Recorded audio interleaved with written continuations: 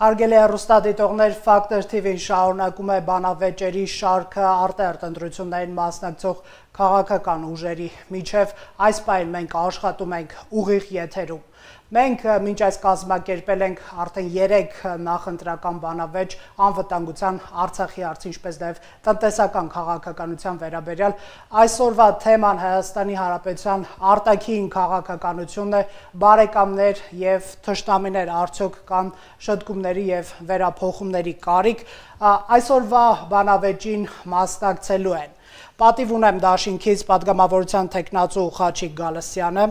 Քաղաքացիական պայմանագիր կուսակցության պատգամավորության տեխնացու Հակոբ Ասլանյանը, Հայ ազգային կոնգրեսից պատգամավորության տեխնացու Արամայիս Ավետիսյանը, Ազգային ժողովրդավարական բևեռից պատգամավորության տեխնացու Վահե Գասպարյանը եւ Ազատ հայրենիք Դաշինքից պատգամավորության տեխնացու Միքայել Հայրապետյանը։ Հարգելի բանախոսներ, հարգելի հեռուստադիտողներ, նշեմ, որ մենք հրավեր ուղարկել ենք նաեւ Հայաստան Դաշինքին, ինչպես նաեւ Բարգավաճ Հայաստան, Շիրինյան Բաղաջանյան ժողովրդավարների Դաշինքին այստեղ բանավեճի մասնակից գործ ուղղելու, սակայն տարբեր պատճառներով դա տեղի չի ունեցել։ Իհարկե այս ուժերի, այլ ուժերի եւս մենք ակնկալում ենք տեսնել այս տաղավարում առաջիկա բանավեճերին։ Հարգելի գործընկերներ, բանավեճի մասնակիցներ, բանավեճի կանոնները շատ պարզ են։ 2-3 գլոբալ հարց են քննարկելու, յուրաքանչյուր մասնակից ստանալու է 3 րոպե խոսքի իրավունք, ապա մեկական րոպե արձագանքել միմյանց, ինչպես նաև այդ փուլում ազատ բանավեճի հնարավորություն, հետագա փուլերը եւս նույն կանոններով են, ինչպես նաև դուք յուրաքանչյուրը կստանա իրավունք միմյանց հարց ուղղելու։ Արցախյան պատերազմից, ինչպես նաև Հայաստանի Հանրապետության եւ Ադրբեջանի սահմանում տեղի ունեցած վերջին լարումներից հետո որոշակի քննարկումներ են սկսվել, արդյոք Հայաստանի Հանրապետությունը կարիք ունի վերանայելու իր արտաքին քաղաքականությունը, ովքեր են Հայաստանի բարեկամները եւ ում աջակցությամբ Հայաստանը կարող է իր անվտանգությունը ապահովել։ Դուք արդյոք տեսնում եք Հայաստանի Հանրապետության քաղաքականության, արտաքին քաղաքականության փոփոխության վերափոխման կարիք։ Սկսենք պարոն Գալստյանից, պատիվ ունեմ Դաշինք, համեցեք։ Դուք ունեք 3 րոպե։ Շատ շնորհակալություն, բարի ողջույն հարգելի գործընկերներ, բարի երեկո հարգելի հայրենակիցներ, արտաքին քաղաքականության վերջին 3 տարիների բնորոշումը կարելի է խայտառակ ձևակերպումը տալ, որովհետև այնինչ արեցին հեղափոխական իշխանությունները Հայաստանի Հանրապետության արտաքին վարկանիշի, ընդհանրապես արտաքին քաղաքական մեր գերակայությունների ուղղությամբ ուղղակի աբսուրդային են, որովհետև երկրի արտաքին քաղաքականությունը պետք է ուղղված լինի նախ եւ առաջ երկրի արտաքին անվտանգության ամրապնդմանը, պետության դիրքորոշումների ներկայացմանը եւ մեր ազգային պետական շահերի առաջմակմանը։ Այսօր մենք բառացիորեն ունենք գլխատված արտաքին գործերի նախարարություն, ձախողված եւ տապալված արտաքին քաղաքականություն բոլոր ուղղություններով, ընդհանրապես ընդունված է միջազգային հարաբերություններում, որ պետությունները առաջնորդվեն այս կամ այն հայեցակարգային մոտեցումներով։ Դա կարող է լինել քաղաքական իդեալիզմի, քաղաքական ռեալիզմի, ռադիկալիզմի կամ կոնստրուկտիվիզմի ուղղությունները, բայց 2018-ից հետո միջազգային հարաբերությունների տեսության մեջ ես հարկ եմ համարում ընդգծել, որ մի նոր ուղղություն է ի հայտ գալիս, որը հարաբերականորեն կարելի է անվանել քաղաքական իդիոտիզմ, որովհետև քաղաքական իդիոտիզմ չէ, ինչ է, այդպես հետևողականորեն հայ-ռուսական հարաբերությունները միտումնավոր վատթարացնելը, ՀԱՊԿ-ի գլխավոր քարտուղարին հետ կանչելը, քրեական շինծու գործերի հարուցելը, որոնք մինչ օրս այդպես էլ մնում են բաց եւ ՀԱՊԿ գլխավոր քարտուղարի պաշտոնը զբաղեցնողը այսօր Երևանում շրջում է փողոցներով եւ իշխանությունների հասցեին հնչեցնում է կոնկրետ հայտարարություններ։ Քաղաքական իդիոտիզմ չէ, ինչ է, երբ որ խորհրդանական դիվանագիտության մակարդակում մենք ունենում ենք պատվիրակության ղեկավարների մակարդակով կնոպկաների միտումնավոր կամ չգիտակցված խախտումներ, հակառուսական բանաձևերին քվեարկություններ, մենք ունենում ենք այնպիսի քաղաքական իդիոտիզմի ցայտուն դրսևորում, երբ որ 44-օրյա պատերազմի 4-րդ, 9-րդ կամ 19-րդ օրը հնչում են առաջարկներ ամենաբարձր մակարդակով հրադադար հաստատելու եւ զինադադար կնքելու եւ դրանք բոլորը մերժվում են դրանի հակառակ մենք տեսնում ենք նատոական վոյաժներ արևմտյան երկրներում ինչ որ այցելություններ որոնք մնում են անպտուղ ես Հայաստանի Հանրապետության արտաքին քաղաքականությունը կարող եմ անվանել ջայլալա լամային Ջալամային մի կողմից, երբ որ պետք է այդ ժամանակ գլուխները խոթում են աղազի տակ, եւ լամայի նման ցցում են, երբ որ դրա կարիքը ամենևին չկա։ Շնորհակալություն, պարոն Գալստյան, դուք օգտագործեցիք ձեր 3 րոպեն, Հակոբ Ասլանյան, քաղաքացիական պայմանագիր կուսակցության ներկայացուցիչ, դուք ունեք 3 րոպե, պարոն Ասլանյան։ Բարև, սիրելի ժողովուրդ, ես ուզում եմ միանգամից անդրադառնալ մի 2 հարցի։ Կուզենայի, որ իմ բանախոս ընկերները վիրավորական բառեր չօգտագործեին, հանդինես ասենք իդիոտիզմի եւ այլն։ Կարելի է քաղաքակիրթ ձևով խոսել, կարելի է ուղղակի ասել։ Այն ինչ ուզում ես ասել։ Պիտակավորել դա նշանակում է, որ մարդը չի կարողանում տիրապետել այն քաղաքական մշակույթին, որի պայմաններում պետք է մարդիկ իրար հետ շփվեն։ Պահպանեք բանավեճի կանոնները, որոնց մասին նախապես զգուշացված է, պարոն Ասլանյան, դուք ունեք հարցին պատասխանելու իրավունք։ Ուրեմն արտաքին քաղաքականությունը հենց այնպես չի ծնվում, արտաքին քաղաքականության մեջ այնքան ներքին բաներ կան, որ շատ-շատերի համար դա այսբերգ է։ Այսինքն, որպեսզի դու կարողանաս ռեալ արտաքին քաղաքականությունից խոսել, պետք է նախ եւ առաջ հասկանաս, որ այդ ինչ որ ժողովուրդը եւ մնացած մասսաները գիտեն, դա այսբերգի այն 1/10 մասն է, որը վերևում է, իսկ ներքևում 9/10 մասն է, որի մասին շատերս չգիտենք։ Հիմա ես ուզում եմ մի հարց բարձրացնել, թե մեր արտաքին քաղաքականությունը ինչպես է, ասենք, կոնկրետ ոչնչացվել, սկսված դեռևս 92 թվականից, հատկապես 92 թվականից։ 1992 թվականին, երբ սկսվեց մեր այսպես ռազմական հաջողությունները, ինչ էր տեղի ունենում։ Մի կողմից մենք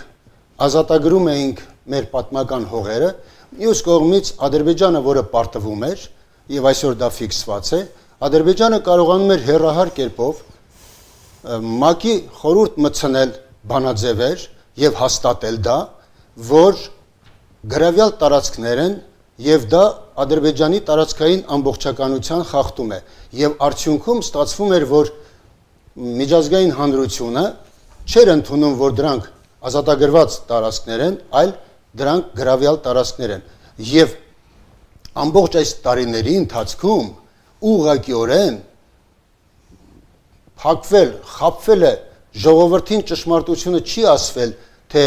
այդ արտաքին քաղաքականությունը ինչ ունով պետք է գնար, որպեսզի ճիշտ գնար։ Ժողովուրդը խափնված է եղել, ժողովրդի խաբկանքի վրա բոլոր իշխանությունները մինչև 18 թվականը հենց այնպես ձգձգել են արտաքին քաղաքականության մեջ իրենք իրականում ոչինչ չանելով եւ եթե համեմատություն անենք, երբ Նիկոլ Փաշինյանն ասեց, որ մենք 0-ից պետք է սկսենք, այդ 0-ն այն էր, որ պետք էր իսկապես նոր մոտեցում։ Շնորհակալություն, պարոն Ասլանյան, արձագանքի եւ ազատ բանավեճի հնարավորություն դեռ կունենանք։ Արամայ Սավետիսյան, Հայ ազգային կոնգրեսից պատգամավորության տեխնացու, դուք ունեք 3 րոպե, համեցեք։ Բարև ձեզ եւ շնորհակալություն։ Ինչպես դուք երբ ասացիք, արձագանքի հնարավորություն կունենամ, դա ռեգլամենտը չխախտելու համար հիմա չեմ պատասխանում պարոն Ասլանյան, թեպետ սկզբունքային անհամաձայնություններ ունեն, որոնք լավագույնս դեմոնստրացնում են Հայաստանի տեղնացած աղետի ընդհանուր բանաձևումը։ Հիմա դառնալով ձեր հարցին, տեսեք, հասկանալու համար, թե ինչ է հիմա տեղի ունեցել Հայաստանում, մենք պարտավոր ենք յետհայացք նետել, որտեղ ինչ այսօր Հայաստանում տեղի ունեցել, նկատի ունեմ այս անվտանգության հարցում, Արցախի հարցում, այս կոլապսն ու այս աղետը, սա մի գործողության արարք չէ ու սա ֆրագմենտալ քննարկելը պարզապես անիմաստ է։ Հիմա ինչ է տեղի ունեցել Հայաստանում իրականում այս երրորդ հանրապետության 30 տարիների ընթացքում։ Ուրեմն անկախացումից ի վեր Հայաստանը առաջին նախագահի եւ իր քաղաքական թիմի ղեկավարմամբ առաջնորդվել է, ինչպես պարոն պարոն Գալստյանն ընդգծեց, ընտրած է եղել որպես իր արտաքին քաղաքականության աղյուս, հիմք, անկյունակար, ընտրած է եղել քաղաքական իրատեսությունը։ Իսկ ոչ թե առաջնորդվել է երազներով, այլ առաջնորդվել է հնարավոր մաքսիմալին հասնելու ճանապարհով։ Ահա այս երկաթյա ռելսերի վրա Հայաստանի Հանրապետությունը դրված եղավ մինչև 1998 թվականը, ինչի շնորհիվ նույնիսկ կգնում եմ առաջին իշխանությունների եւ Լևոն Տեր-Պետրոսյանի առաջնորդությամբ հայ ժողովուրդը փառավոր հաղթանակ կատարել 1994 թվականին, ռազմական հաղթանակ, որն ուղեկցվել է բազմաթիվ դիվանագիտական միկրոհաղթանակներով, ես դրանց մասին էլ կխոսեմ, երբ որ առիթը գա։ Հիմա ինչ է տեղի ունեցել 1998 թվականից հետո։ 1998 թվականից հետո Հայաստանը շեղվել է այդ ռեալիզմի, պրագմատիզմի երկաթյա ռելսերից եւ Հայաստանը դրվել է մի արկածախնդիր արահետի վրա, որ անպայմանորեն ինչ որ մի պատմության դրվագում, ինչ որ մի պահի պատմության պետք է անխուսափելիորեն հանգեցներ աղետի։ Որն է եղել այդ պատճառը, որովհետեւ իատեսությունը փոխանցվել է ցնորամտությամբ, փոխանցվել է երազներով ու կենացներով, երկիր ղեկավարելով։ Եվ հիմա այս իմաստով հասկանալու համար թե ինչա մեզ պետք անել, որն է մեր լուծումը, հստակ է բանաձևը։ Պետք է վերադարձնել Հայաստանում քաղաքական իատեսության սկզբունքը, Հայաստանի Հանրապետությանը քաղաքական իատեսության պրագմատիզմի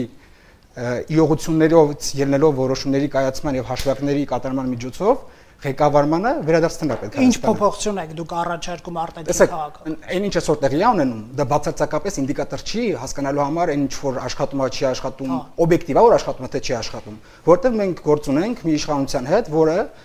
տկար է, բացարձակապես տկար ու անկարող է բոլոր հարցերում, թե ներքին քաղաքականության, թե արտաքին քաղաքականության։ Ու այս իմաստով գնահատել այն, որ մեր որոշ դաշնակիցներ իրենց դաշնակցային պարտավորությունը կատարում են թե չեն կատարում, կամ մեր որոշ բարեկամներ արդյոք բարեկամական վերաբերմունք են դրսևորում են կատարում թե ոչ, պայմանավորել այդ սուբյեկտների, այսինքն արտաքին սուբյեկտների ֆակտորով չի կարելի, որովհետև մենք գործ ունենք մի իշխանության հետ, որը աշխարհի հետ դադարել է խոսել, աշխարհի համար ընդունելի, հասկանալի եւ միջազգային հարաբերությունների համար ընդունելի լեզվով։ Այսինքն սա այսքանը որպես ձեր հարցի պատասխան, հետո արդեն կարձագանքեմ։ Շնորհակալություն, դուք տեղավորվեցիք լիովին ձեր ժամանակում, ազգային ժողովրդավարական բևեռից Վահե Գասպարյան, պարոն Գասպարյան, հարցը հիշում եք, պատերազմից հետո Հայաստանի Հանրապետությունը արդյոք պետք է իր արտաքին քաղաքականությունում այսպես փոփոխություններ մտցնի եւ իմ հաջորդ հարցը, բխեցնե պարոն Ավետիսյանի հարցից, նա ասում է, որ պետք չէ նայել ըստ էության ով կատարեց մեր նկատմամբ պարտականությունը, խնդիրը մեր մեջ է, այդպես է, չէ՞, ձեր հիմնական գնահատականը 3 րոպե համեցեք։ Այո, խնդիրը մեր մեջ է, բայց մի քիչ այլ տեսանկյունից, նախ ասեմ, որ մենք համարում ենք, որ արտաքին քաղաքականություն, ինքնիշխան արտաքին քաղաքականություն Հայաստանի Հանրապետությունը չի ունեցել ընդհանրապես, ասելով երրորդ հանրապետություն, հենց այստեղ է թաղված շանգլուխը։ Մենք հանդիսացել ենք հետ խորհրդային ամբողջ ժամանակաշրջանում կիսագաղութացված վիճակում կամ նեոգաղութացված վիճակում եւ հենց սկզբից կատարել ենք ճակատագրական սխալ, այն է, որթեգրել ենք մեր վզին փաթաթված եւ կեղծ գաղափարներ, երրորդ հանրապետություն եւ ազգերի ինքնորոշում կամ անկախ Արցախ կամ երկրորդ հայկական պետություն։ Սրանք մեզ պարտադրված Ռուսաստանի կողմից կեղծ գաղափարներ էին, որոնք մեզ միտում ունեին շեղելու բուն խնդրից եւ մեր իրավունքներից, լեգիտիմ օրինական իրավունքներից։ Հայաստանի Հանրապետությունը պիտի 1991 թվականին հռչակեր իրեն որպես առաջի հանրապետության ժառանգորդ, իրավահաջորդ, դրանով վերատիրանար առաջի հանրապետության իրավապաշտպանության բազային, այն է Փարիզյան վեհաժողովի խաղաղ կոնֆերանսի հատուկ հանձնախմբի զեկույց առաջարկի 1920 թվականի փետրվար 24-ի, որի տակ դրված էր Մեծ Բրիտանիայի, Ֆրանսիայի, Իտալիայի, Ճապոնիայի ստորագրությունները որպես հաղթող երկրներ եւ որոնք ուրեմն այդ որոշումը ողջունվեց ԱՄՆ-ի կողմից, համաձայն այդ որոշման Հայաստանի եւ Ադրբեջանի սահմանները որոշվել էին եւ առ այսօր դրանք հանդիսանում են միակ լեգիտիմ օրինական միջազգային հանրության կողմից ճանաչված սահմաններ եւ Արցախի հարցի լուծումը պետք է տարվեր եւ այն ժամանակ եւ հիմա պետք է տարվի Հայաստանի Հանրապետության տարածքային ամբողջականության վերականգնման ներքո։ Մեկ րոպե ունեք այսօրվա դրության Դրանով մենք կլուծեինք թե այսպես կոչված գրավյալ տարածքների հարցը, որտեղ ըստ այդ որոշման Արցախը ամբողջությամբ ներառյալ այդ գրավյալ տարածքները, որոնք որոշ մարդկանց համար գրավյալ են, մեր համար մեր պատմական հայրենիքն են եւ օրինական հայրենիքն են եւ օկուպանտը կլինեինք ոչ թե մենք, այլ Ադրբեջանը։ Սա է իրատեսությունը, այլ ոչ թե մեկ ուրիշ բան, որ իմ գոլեգաները նկատի ունեին։ Ունեք 40 վայրկյան արդյոք փոփոխության կարիք կա։ Այո, եթե ժամանակ կա, ավելացնեմ, ինչ վերաբերում է Փառահեղ հաղթանակի 1994 թվականին, այո, մենք ունեցանք Փառահեղ հաղթանակ ռազմի դաշտում, որը որ մսխեցինք մեր տգետ արտաքին քաղաքականությամբ եւ փոխարենը պարտադրենք կապիտուլյացիա Ադրբեջանին, այն ժամանակ դա լրիվ հնարավոր էր, որտեղ կար թուլացած Ելցինյան Ռուսաստան, կազմալուծված Ադրբեջան եւ բանակ եւ մենք կարող էինք անել այն ժամանակային, ինչ հիմա անում է Ադրբեջանը մեզ հետ։ Մենք կլուծեինք հարցը ընդմիշտ, հռչակելով առաջի հանրապետության իրավահաջորդությունը եւ պարտադրելով ճանաչել լեգիտիմ սահմանները։ Հիմա պիտի անենք հակառակը, ռազմի դաշտում կրած պարտությունը պիտի ճիշտ քաղաքականությամբ, արտաքին քաղաքականությամբ վերածենք հաղթանակի։ Շնորհակալություն եւ Ազատ հայրենիք դաշինքից падգամավորության տեխնացու Միքայել Հայրապետյան։ Համեցեք 3 րոպե։ Շնորհակալություն։ Արտաքին հարաբերություններն ավելի տապալված չեն այսօրվա Հայաստանում, քան մյուս ոլորտները։ Քանի որ արտաքին հարաբերությունները շատ կարևոր մաս են որոշ ցանկացած պետության կենսագործունեության հարցում, ինչպես օրինակ բանակը։ Ուրեմն շատ ավելի ուշադրության կենտրոնում են մետրոպոլիայի կողմից, Ռուսաստանի Մոսկվայի կողմից։ Այս պատերազմը ցույց տվեց, որ մենք ունենք շատ լավ բանակ, բայց ռուսական բանակ։ Ռուսական բանակը, մեր ռուսական բանակը պարտվեց Ադրբեջանի, Թուրքիայի, նատոյական բանակին։ Եթե հիմա ասում են նորից վերականգնենք մեր բանակը, եթե նույն սկզբունքով, ապա նույն ձևով պարտություն են կրելու։ Նույնը արտաքին հարաբերությունների պարագայում։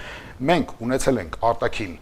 հարաբերությունների մի մեծ կառույց, երբեմն շատ լավ պրոֆեսիոնալներով, բայց նայեք միջազգային հարթակներում ինչպես է քվեարկել Հայաստանը։ Խնդրեմ, դուք լրատվամիջոցեք, ասացեք թող դուրս բերեն, սկսած մեր անկախության առաջին օրվանից, թե ՄԱԿ-ում եւ միջազգային այլ հարթակներում Հայաստանը ինչպես է քվեարկել, մշտապես Ռուսաստանի կցորդ։ Բա ինչ ենք ուզում։ Սա էլ պիտի լիներ, որովհետեւ մենք մեզ չենք պատկերացրել անկախ։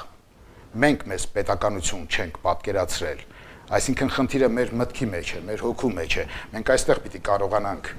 փոփոխություն մտցնել։ Դուք ձեր նախնական հարցադրման մեջ ասացիք թշնամի բարեկամ ովքեր են։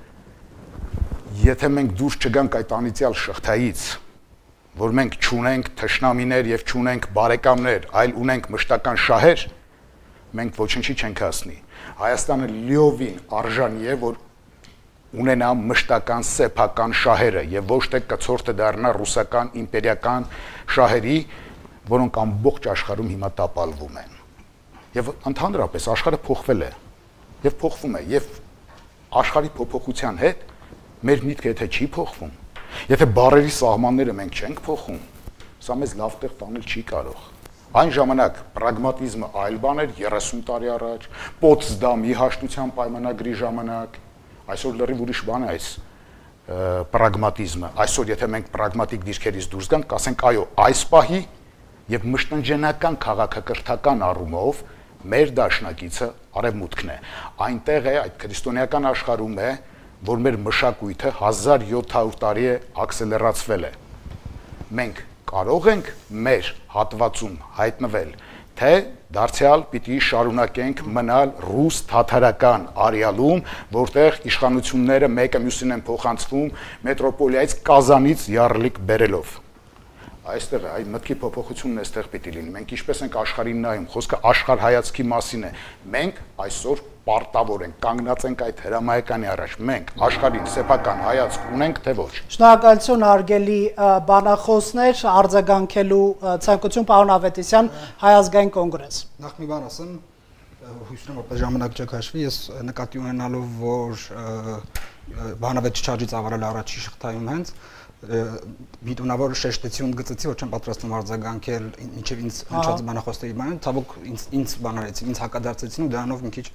հույս ունեմ սանց տոկը պահենք։ Հիմա կարող եք արձագանքել, ապա ձեզ կարձագանքեն Ազատ բանավեճի կանցնենք եւ պարոն Գալստյանը։ Ես փոքրիկ արձագանքի տեսքով հարգելի գործընկերը, երբ որ նշեց, որ այո արտաքին քաղաքականությունը դա խորքային երևույթ է, այնտեղ այսբերգի երևացող մասն է, միայն տեսանելի շատ-շատերին, իհարկե կարելի է այդ մտքի հետ համաձայնվել, բայց միաժամանակ պետք է պնդել, որ այդ այսբերգի խորքային հատվածները չեն հանդուրժում ոչ պրոֆեսիոնալիզմ, չեն հանդուրժում դիլետանտիզմ, իսկ այն դիլետանտիզմը, որ ցույց տվեցին հեղափոխական իշխանությունները, մեր արտաքին քաղաքականությունը կերտելից բերեցին այս ձախողումներին, որովհետև զերոյից սկսել արտաքին հարաբերությունները մեզ բերեց զրոյական վիճակի։ Զրոյացվեցին նախորդ ձեռքբերումները, զրոյացվեց մեր պետականությունը, այսօր զրոյացման արդեն հարվածի տակ է մեր ինքնիշխանությունը, այնպես որ այսպիսի զրոյական արդյունքներ ունեցան ոչ պրոֆեսիոնալ,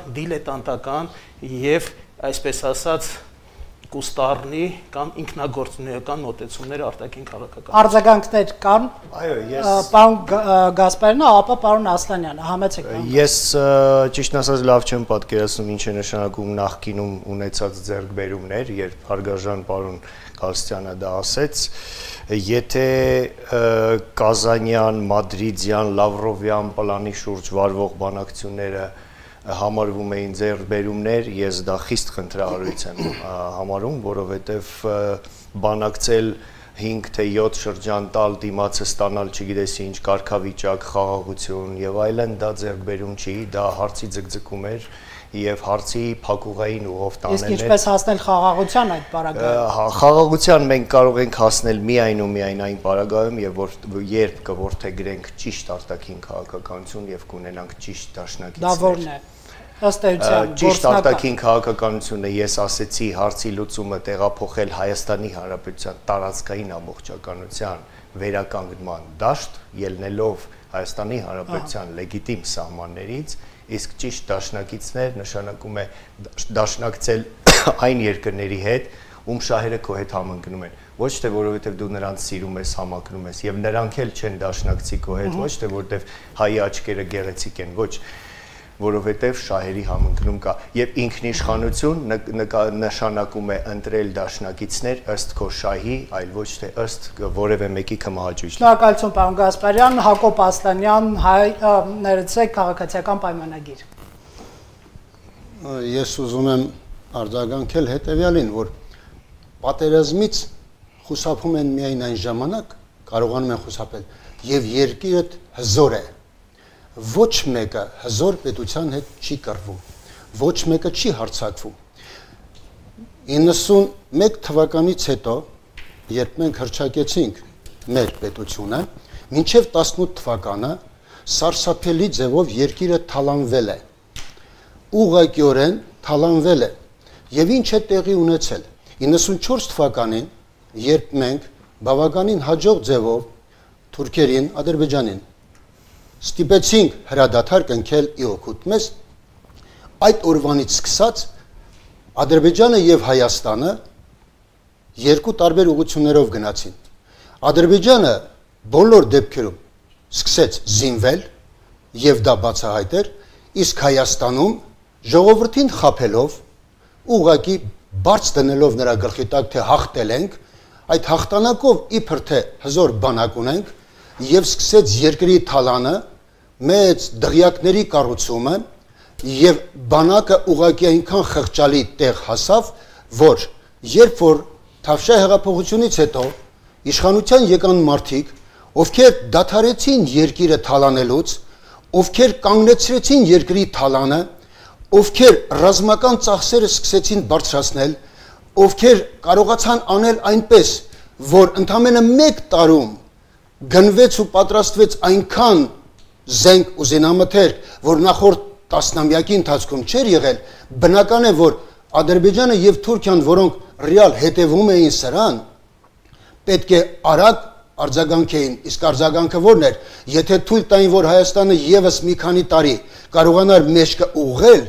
այլևս նրանք չէին կարողանալու հարձակվել կամ կռիվ սկսել։ Շնորհակալություն պարոն Ասլանյան, ազատ բանավեճի փուլ, միմյանց կարծիքներին կարող եք հակադարձել, նաև պատասխանել Արամայ Սավետիսյան, արդեն հարգելիներ ղեկը կարող եք դուք վերցնել, բայց միմյանց խոսքի իրավունքը հարգելով եւ լսելով։ Իսկ ժամանակահատվածը որքան է յուրաքանչյուրի։ Մենք ունենք 4 րոպե ազատ բանավեճի ժամանակ։ Բոլորիդ միասին։ Լավ, 5 րոպե հաշվի առնելով բոլորի համեցեք։ Խոսքի իրավունքը։ Եվ ձախ կողմում գտնող իմ գործընկերները ակնարկեցին այն մասին, որ մինչև 97 թվականը, մինչև 98 թվականը Հայաստան չի հաջողվել ունենալ դիվանագիտական հաղթանակներ։ Հիմա ստիպված եմ արձանագրել մի քանի բան։ Միթե դիվանագիտական հաղթանակ չէր այն, որ ամբողջ 3 տարվա պատերազմի ընթացքում 92-ից 94 թվականներին Թուրքիան որևէ ձև չմիջամտեց Հայաստանի Հանրապետության դեմ տարվող մարտական գործողություններին։ Ավելին, Թուրքիայի տարածքով, եթե դուք գիտեք այդ պատմությունը, 93 թվականին հաջողվեց, երբ որ Հայաստանում Երևանում հացի մի քանի օրվա պաշար էր մնացել, Եվրոպական միությունից բացվեց Կարսի երկաթգիծը եւ Հայաստանը ստացավ ծորեն։ Դա դիվանագիտական հաղթանակ չէր։ Միթե դուք չգիտեք Ժիրայր Լիպայցյանի Աֆղանստան կատարած այցի մասին, որով կանխվեց հայերի դեմ ջիհադի հայտարարումը ու մոջահեդների ներթափանցումը կոնֆլիկտի գոտի։ Մի բան, որ հիմա հնարավոր չեղավ անել։ Միթե դուք չգիտեք, որ Հայաստանի դիվանագիտությանը հաջողվեց այդ ձեր շիշտատակած ՄԱԿ-ի բանաձևերից դուրս բերել Հայաստանի զինված ուժերը ձևակերպումը եւ այն փոխարինել տեղի ինքնապաշտպանական ուժերը ձևակերպմամբ։ Տեսեք, դուք խոսում եք աշխարհակարգի մասին, բայց պես պարտավոր եմ ֆիքսել, ես պարտավոր եմ ֆիքսել, որ այս ներկա աշխարհակարգը, որում մենք ապրում ենք, ստեղծվել է ձևավորվել է ազգերի լիգայի այնտեղ արդեն ՄԱԿ-ի ստեղծմամբ։ Իսկ ՄԱԿ-ը սահմանում է, որ այն բոլոր պետությունները, ովքեր դառնում են միավորված ազգերի կազմակերպության անդամներ, ճանաչում են այսինքն ճանաչում այն սահմանները, որոնք փաստացի իրանք մտնում են միավորված ազգերի կազմակերպության մեջ։ Այսինքն այն ինչ դուք ասում եք, այդ կենացի ժանրից է, ես էլ կուզեի այդ երազանքնել է, բայց այդպիսի բան աշխարհակարգը չի ընդունում։ Ու կներեք այն ինչ որ դուք ասում եք, այդ Սևրի պայմանագրի մասին, այդ դաշնակիցների մասին, այդ արկածախնդրության մասին, այդ մաքսիմալիզմի մասին, այդ մեկին մեկ այնա ինչ որ Նիկոլ Փաշինյանը իշխանությունը արեց, ու դրա արդյունքները, աղետարի արդյունքները, ամոթալի արդյունքները մենք այսօր տեսնում ենք։ Հիմա ինչ նորակազախնդրության մասին ենք խոսում այսքանից հետո։ Արձագանքում է պարոն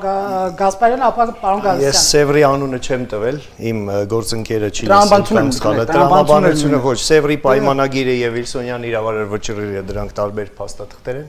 Էությունն այն է, որ դրանք բոլորը մինչեւ նոր աշխատակից Վիլսոնյան իրավարար վճռի վրա դրված է ԱՄՆ-ի մեծ կնիքը Great Seal of USA, որը վաղեմության ժամկետ չունի, եւ ես խոսեցի նաեւ Փարիզյան վեաժողովի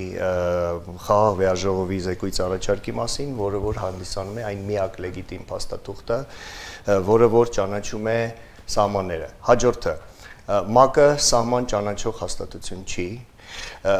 Կա ուրիշ բան, որը իմ գործընկերը չասեց, ես կավելացնեմ, ուրեմն ԱՊՀ կազմավորման փաստաթղթի 5-րդ կետում ասվում էր, որ ԱՊՀ շրջանակներում պետությունները ճանաչում են միմյանց տարածքային ամբողջականությունը։ Սա է միակ բանը, որ մենք կարող ենք ասել սահմանների ճանաչելիության, խորհրդային սահմանների, բայց սա էլ մեկնաբանության խնդիր է, որովհետև նախ այն ժամանակ, երբ Հայաստանը ստորագրում էր ԱՊՀ-ի մուտքը, Ադրբեջանը դեռ անդամ չէր, հետևաբար ստորագրելու պահին մենք նկատի չունեինք Ադրբեջանը մեկ։ Երկրորդը, երբ որ մեր երկրում հաստատվի ազգային ինքնիշխան պետություն, մենք չեղարկելու ենք դուրս գալով ԱՊՀ-ից այդ բոլոր փաստաթղթերը եւ հայտարարելու ենք առաջին հանրապետության իրավահաջորդություն։ Եվ ասեմ ձեզ, որ Ադրբեջանը ինքը հրաժարվել է Արցախից եւ Նախիջևանից, երբ 1991 թվականի հոկտեմբերի 18-ի սահմանադրական օրենքով իրեն հրճակել է առաջի Ադրբեջանի։ Խաչի Գալստյան։ Դուք ազատ կարող եք Պարոն Գասպարյան, այս տարիների ընթացքում մինչև իհարկե այս վերջին ժամանակահատվածը խայտարակ կապիտուլյացիոն հայտարարությունը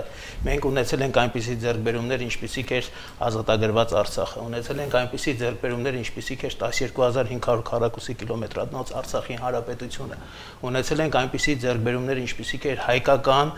հրաշալի գեղեցկադեմ Շուշին եւ ընդամենը վաղը թուրքական աշխարհի առաջնորդը իր ադրբեջանական սատելիտի հետ միասին խորհրդային հրճվանքով հենց Շուշիի մատույցներում իրենց հաղթանական էֆորիայիկ բանն են նշելու։ Մենք ունեցել ենք այդպիսի ձեռքբերումներ, բայց 25 տարվա ինստիտուցիոնալ հիշողության մեջ այստեղ են բանակցային բոլոր փաստաթղթերը 96 թվականից, որոնք ԵԱԿ Մինսկի խմբի շրջանակներում բանակցվել են։ Չկա նույնիսկ Կազանի նույնիսկ մադրիդյան սկզբումներում չկա ավելի խայտառակ ձևակերպումներ, քան նոյեմբերի 9-ին Փաշինյանի ստորագրած փաստաթուղթն է։ Սա է ժառանգությունը, սա է փաստը, որը մենք ունեցել ենք այս 3 տարիների իշխանությունների վարած ապազգային քաղաքականության արդյունքում։ Եղել են սխալներ, այո, այդ տարիների ընթացքում բանակը ոչ պատշաճ գուցե զինվել է, գուցե բազմաթիվ չարաշահումներ են եղել, բայց դրանք եղել են բացարձակապես միֆականացված։ Մեր բանակը այսօր էլ իզորու է իր արժև դրված մարտական խնդիրները կատարել, եթե ունենանք այնպիսի քաղաքական ղեկավարություն, ով ունի բավարար կամք, ով ունի բավարար խիզախություն, ով ունի համարձակություն արձագանքելու եւ հակադարձելու մեր ազգի համար առաջի թշնամիներին, թուրք-ադրբեջանական տանդեմին։ Նապոլեոնի խոսքերը կարելի է տեղին հիշեցնել, որ կազմակերպված ոչխարների բանակը ավելի հզոր է, քան անկազմակերպ առյուծների ամբոխը, որին ղեկավարում է ոչխարը։ Քաղաքացիական պայմանագիր։ Ես ուզում եմ ուղղակի մեր ընկերոջը ուղղակի ասել, որ պարտությունը չի եկել 18 թվականից։ Այո, եկել է 90 թվականից։ Պարտությունը եկել է 94 թվականից։ Պարտության հիմքերը դրվել են 94 թվականին։ Ինչու պարոն Ասլանյան։ Որովհետև ես քիչ առաջ ասացի, որ 94 թվականի հրադադարից հետո հրադադարի երկու կողմերից մեկը սկսել է զինվել, մեկը նախապատրաստվել է պատերազմի եւ նույնիսկ բացահայտ հայտարարել է, իսկ մյուսը ոչ միայն չի պատրաստվել քիչ թե շատ, այլ ուղղակիորեն ոչնչացրել է այն բոլոր հնարավորությունները, որոնք պետք է լինեին։ Այսօրվա մեր բանակը եւ բանակի հրամանատարությունը, եթե որոշ մարդկանց թվում է, որ դա հնարավոր է 90 միլիոնանոց թուրք-ադրբեջանական տանդեմին դեմ դուրս գալ, թող իրենք վերցնեն, տեսնենք ինչ են անում։ Երևի շատ մարդիկ վառոդի հողտ էլ չեն առել, որպեսզի իմանան, թե պատերազմը ինչ է նշանակում իրենից։ Ես 3 պատերազմներ եմ անցել, 3 պատերազմներն եմ տեսել եւ գիտեմ, թե բանակը որ դեպքում է կարողանում կռվել եւ բանակը երբ է կարողանում հարձակվել եւ երբ չի կարողանում պաշտպանվել։ Մեր ձախողումները ընդունում եք պատերազմը աղետը։ Ընդունում եք որ ցանկացած պատերազմ ընդհանրապես աղետը ընդունում եք։ Պատերազմը ինչու որևէ բան չարեցիք այդ պատերազմից խուսափելու համար, եթե առաջին Նիկոլ Փաշինյանն է հայտարարում ստորագրումից հետո երբ որ բունկերում փակված էր ուղիղ եթերով դիմում էր քաղաքացիներին, ինքը ընդունեց, որ այո, եթե 1 տարի առաջ մենք ընդունած լինեինք Լավրովի պլանը, այսօր կունենայինք ավելի լավ լուծում ու ավելի լավ վիճակ եւ դա ճշմարտություն է։ Բառացի մեջ բերում եմ, կնենք ավարտեմ։ Բառացի մեջ բերում եմ։ Պատերազմից հետո հրապարակվում է երիտասարդ պատասխանը։ Չէ, վերջացնեմ հարցից, որ իմանաք ինչին եք պատասխան։ Իսկ ես արդեն հասկացա։ Դե ուրեմն պատասխան եք, հասկացաք, հույս ունեմ, որ ուրեմն ամենին պատասխան։ այստեղ գոյություն ունի մեր մտածողությունը եւ մենտալիտետը։ Պատերազմից առաջ բոլորի մոտ ստեղծված կար այն գաղափարը եւ նույնիսկ ասում էին ոչ մի թիզ ժողովուրդը ասում էր ով կփորձի հող տալ հողի մեջ կթաղեն, այսինքն մեր ժողովրդի հոգեբանության մեջ մտածեր մի բան, որ եթե պատերազմ լինի մենք հաղթելու ենք, եթե պատերազմ լինի մենք տանելու ենք, որովհետև մենք ունենք տարածաշրջանում ամենահզոր պետությունը, որովհետև մենք ունենք այնպիսի բանակ, որի դեմ ոչ մեկը չի կարող։ Դուք եք այդպես կարծում, անձամբ դուք այդպես եք կարծում։ Ոչ։ Բայց ինչի ոչ մի անգամ քաղաքացիին ուղիղ չդիմեցիք, չբացատրեցիք, որ իր դասավորությունը իրականում էսպիսին չի, որ այդ պատերազմը գուցե մեր համար կարող լինել արկածախնդիր ու աղետալի, եւ կա այսպիսի լուծում, որը դեպած է Սևանին։ Երիտասարդ, ես այն ժամանակ դեռևս քաղաքական ստատուս չունեի եւ սովորական որպես սովորական քաղաքացի ասել եմ ու անհանգստությունս միշտ եմ ասել։ Ես իմ մանդատը ստացել եմ, վերցրել եմ պատերազմից հետո Իշխանություն սխալներ թույլ տվել է։ Մի վերջին արձագանք, ես այդ արձագանքը փաստացի ուրեմն ստացվում է իշխանությունը, դուք այդ ժամանակ իշխանության մաս չեք եղել, բայց մի դրամբանական եզրահանգում, որ ես կարող եմ հիմնադրացից անել այն է, որ դուք համարում եք, որ իսկապես իրանք այն ժամանակ սխալվել են ընտրելով պատերազմը եւ չընտրելով խաղաղությունն ու կարգավորումը։ Երիտասարդ, դու կարող ես ասել, դուք կներեք, դուք կարող եք ասել որևէ մի գործ, որը իդեալական ճիշտ է։ Բոլոր այն մարդիկ, ովքեր գործ են անում, նաև սխալվում են։ Չի սխալվում նա ով ոչինչ չանում։ Չի կարող է սխալը գիննել էս աղետը։ Այդ սխալը չէ, այդ ինչ պատմությունը սխալ է։ Այդ սխալ չէ, արկածախնդրությունը։ Պարոն Հայրապետյան, արդյոք պատերազմը եւ արդյունքը դա ըստ էության դիվանագիտության ձախողումներ, եթե այո, որ ժամանակաշրջանի տեսեք ձեր ընդդիմախոսները տարբեր թվեր են նշում։ Այո, ճիշտ ասած, դա իրենց խնդիրն է։ 94-ից սկսվեց մի շատ կներեք, էլի, բայց մի արձանագրում անեմ։ Ես ձեզ շատ լավ հիշում եմ, որ 14 տարեկան ազատության հրապարակում հանրավակների էի մասնակցում։ Այդ ժամանակ այդ հանրավակի ամբիոնում կանգնած եք ու ելույթներ էիք ունենում։ Վարում էի դրան։ Հաճախ նաև Հաճախ չէ, վերջին 5 օրը ես։ Այո, որովհետև հայտնի պատճառներով վարողի ձայնը կտրվել է։ Նիկոլի ձայնը կտրվել էր, այո։ Ու այդ ինձ թույլ է տալիս պատկերացում կազմել այն մասին, որովհետև դուք այդ ժամանակ միացել եք համաժողովրդական շարժմանը, ուրեմն դուք էլ ընդունում եք, որտեղ այդ ժամանակ սկզբունքը դա էր, չէ՞, այն մարդիկ, ովքեր համաձայն էին 97 թվականին գրված պատերազմ թե խաղաղություն լրջան ու պահ հոդվածի կոնցեպցիային, այդ մարդիկ եկել միացել են Տեր-Պետրոսյանի շարժմանը։ Պարոն Հայրապետյանը դա ասել, գոնե իմ ու ձեր մեջ այդ տրամաբանության տեսանկյունից պետք է լիներ կոնսենսուս, որ իսկապես 97 թվականից 90 թվականից հետո է եղել։ Միքայել Հայրապետյան, դուք եք 14 տարեկան էիք, դրա այն ժամանակ ավելի փոքր եղած կլինեք, Լևոն Տեր-Պետրոսյանի հրաժարականից հետո խաղաղություն թե պատերազմ եւ շատ հրաշալի խաղաղություն թե պատերազմ եւ իր հրաշալի ասուլիսը վերջին հրաժեշտի ասուլիսը մեր կուսակցությունն առանձին բրոշյուրով տպագրեց 2000 թվականին, այդ ժամանակ չգիտեմ քանի թվականին։ Այսինքն այնպես չի, որ 2008 թվականին գնացել կանգնել ենք կողքը, այդպես չէ։ Ավելին բզբզացել ենք, որ իրեն հանենք այն ընդհատակից, երբ որ փակված են այնտեղ, եւ կարծում եմ, որ ճիշտ ենք արել եւ որևէ բանի համար չենք զղջում։ Իսկ հիմա անդրադառնալ դաշնակիցներ պետք է լինեն տրամաբանորեն։ Պատերազմի եւ խաղաղության հարցում այո, պարզապես ինչպես ենք մեկնաբանում պատերազմը հիմա եւ ինչպես ենք մեկնաբանում խաղաղությունը հիմա։ Բառերն ինձ համար հենց այնպես օդ կրակել չեն։ Ինչպես ենք այսօր հասկանում հաղթել բառը։ 44 օր ասում են հաղթելու ենք, գրում են հաղթելու ենք։ Հիմա էլ կարող ենք հաղթել, եթե միջազգային ճանաչման հասնենք օրինակ Արցախի որևէ ժամանակը ինքը փոխում է ցանկացած բառի սահմանում։ Պարոն Հայրապետյան, 94-ից հետո երբ հաղթանակ էր 94-ից հետո տասնամյակներ շարունակ չկարողացաք Արցախի ճանաչման հասնել, այս պարտությունից հետո ինչպես եք տեսնում ճանաչմանը։ Ես ճիշտ ասած չեմ ուզում այդ հարցին պատասխանեմ, որովհետև իրենք թող իրենց Լևոն Շանթը ոնց է ասում է կյանքնից ճամփով, մաղնից ճամփով, հա։ Թող տեսնեն 94-ից է խեղումն եղել, 98-ից է եղել, 18-ից է եղել, այդ իրենց խնդիրն է։ Մենք պիտի տեսնենք, թե ինչպես են գնալու առաջ։ Մեր երկիրն այսօր վիրավոր վիճակում է եւ ամենևին այնպես չի, որ այստեղ էլ հնչեց, թե պետությունը չկա կամ պետությունը վերացված է։ Պետությունը վերացված չէ, մեր պետությունը կա, մեր պետությունը պարզապես վիրավոր է եւ արնահոսում է։ Այդպես սեփական մորը չի կարելի, հիվանդ մորը չի կարելի այդպես նել։ Մեր պետությունը կա։ Անկած ենք պետք է ոտքի կանգնենք, դրանք տարբեր բաներ են եւ մենակ կարգախոսներով չէ դա։ Պարզապես ես կուզենա իրենք ճամփով գնային, մենք ասենք վաղվա մասին։ Հայաստանում ասում են Հայաստանն ինչու չզինվեց։ Կմեղադրեն Տեր-Պետրոսյանին, հետո կմեղադրեն Քոչարյանին, Սերժ Սարգսյանին, հետո Նիկոլ Փաշինյանին, ինչ ենք ձևեր թափում, նրանցից ոչ մեկն էլ մեղավոր չէ։ Նրանք կկարողանային ինքնուրույն Հայաստանը զինել։ Ռուսաստանը թույլ կտար, Ռուսաստանն ասում էր, ես եմ քո անվտանգության երաշխավորը, ինչի մասն ես մտածում։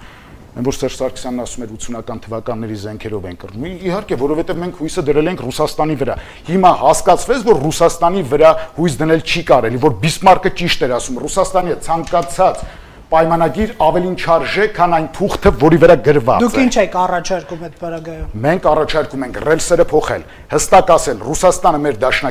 դաշնակիցը չէ այս պահին, չի եղել երբևէ,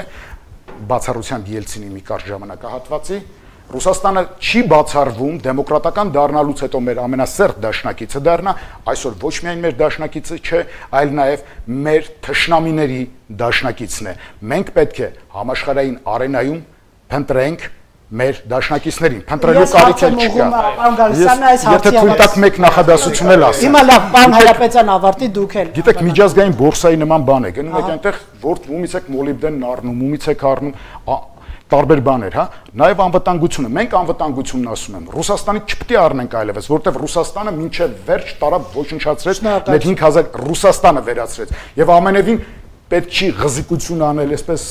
փախչել ռուս թուրք ադրբեջանական տանդեմ, թուրք-ադրբեջանական տանդեմ չկա, կա ռուս-թուրքական տանդեմ։ Շնորհակալություն պարոն Հայրապետյան, իմ հարցը պարոն Գալստյանին եմ ուղղում, պարոն Գալստյան երկաժամանակ չի խոսել։ Պարոն Գալստյան, արդյոք Հայաստանի Հանրապետությունը ստացավ բավարար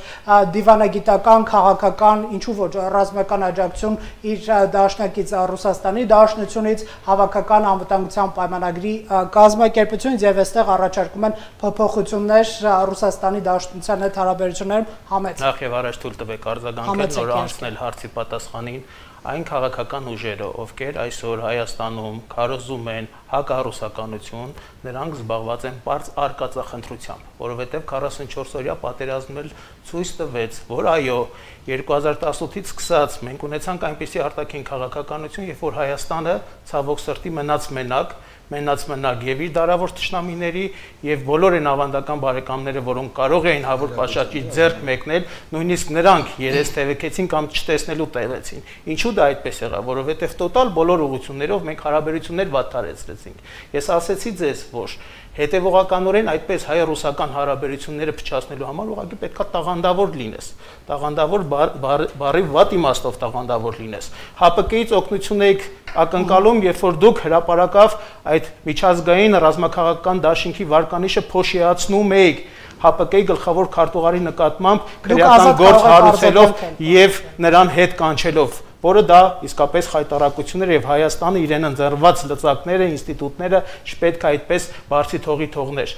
Հակառուսականության այն ալիքը, որը իշխանության թեթև ձեռքով, իրենց լյոլիկ բոլիկների, այսպես ասած լրատվական դաշտում աշխատողների թեթև ձեռքով, այն հակառուսականության ալիքը, որ այսօր էլ տիրաժավորվում է, այս նախընտրական թոհուբոհի ժամանակ տիրաժավորվում է հասարակական գիտակցության մեջ, դա ազգային անվտանգության ուղիղ սպառնալիք է։ Եկեք ֆիքսենք, որ այսօր ռուսական խաղապահ զորակազմն է Արցախի հայրենակիցների անվտանգության միակ երաշխավորը։ Հայ-ռուսական հարաբերություններում պետք է արագորեն վերականգնել կանխատեսելիությունը, վստահելի դաշնակցային հարաբերությունները եւ այն գժականը, որը թույլ են տալիս իշխանությունները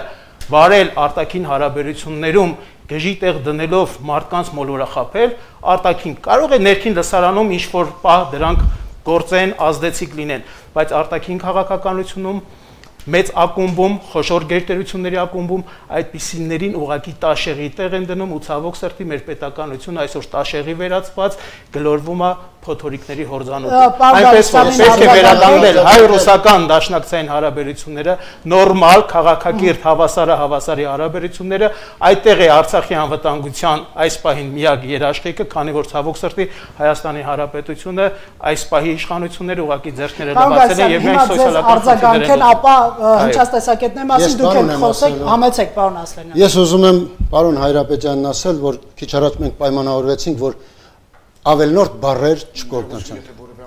Դուք չհասկանալով կներեք, չհասկանալով իմ ասածը, երբ որ ես ասացի թուրք-ադրբեջանական տանդեմին պարտվելը, դուք ինձ ոչ վայելուչ բառ ասացիք։ Ներողություն, որ բառն է, ասեք ներողություն խնդրեմ։ Խամաճիկություն։ Ճիշտ ասած, ձեր ասածը չէի հիշում, բայց ոչինչ։ Այդ դեպքում եթե խամաճիկություն եմ ասել, չգիտեմ ասել եմ թե չէ, թե ասել եմ ներողություն։ Բայց ինչ վերաբերում է տանդեմին, իմ ասացի հիմքը ոչ թե այն է, որ ես դրանով Ռուսաստանին պաշտպանում եմ, Քավլիցի։ Հիմա ես կասեմ ինչի համար եմ այդպես ասում։ Ես նկատի ունեի ռազմի դաշտում կոնկրետ թուրք-ադրբեջանական տանդեմը, որի դեմ ընդամենը 2.5 միլիոնանոց Հայաստանն էր կռվում, դիմաց ունենալով 90 միլիոնանոց թուրք-ադրբեջանական ուժերը, չհաշված նաև այդ ահաբեկիչները, մյուսները։ Այստեղ ուրիշ է։ Ես դա նկատի ունեի, իսկ ինչ վերաբերվում է Ռուսաստանին, կոնկրետ, ես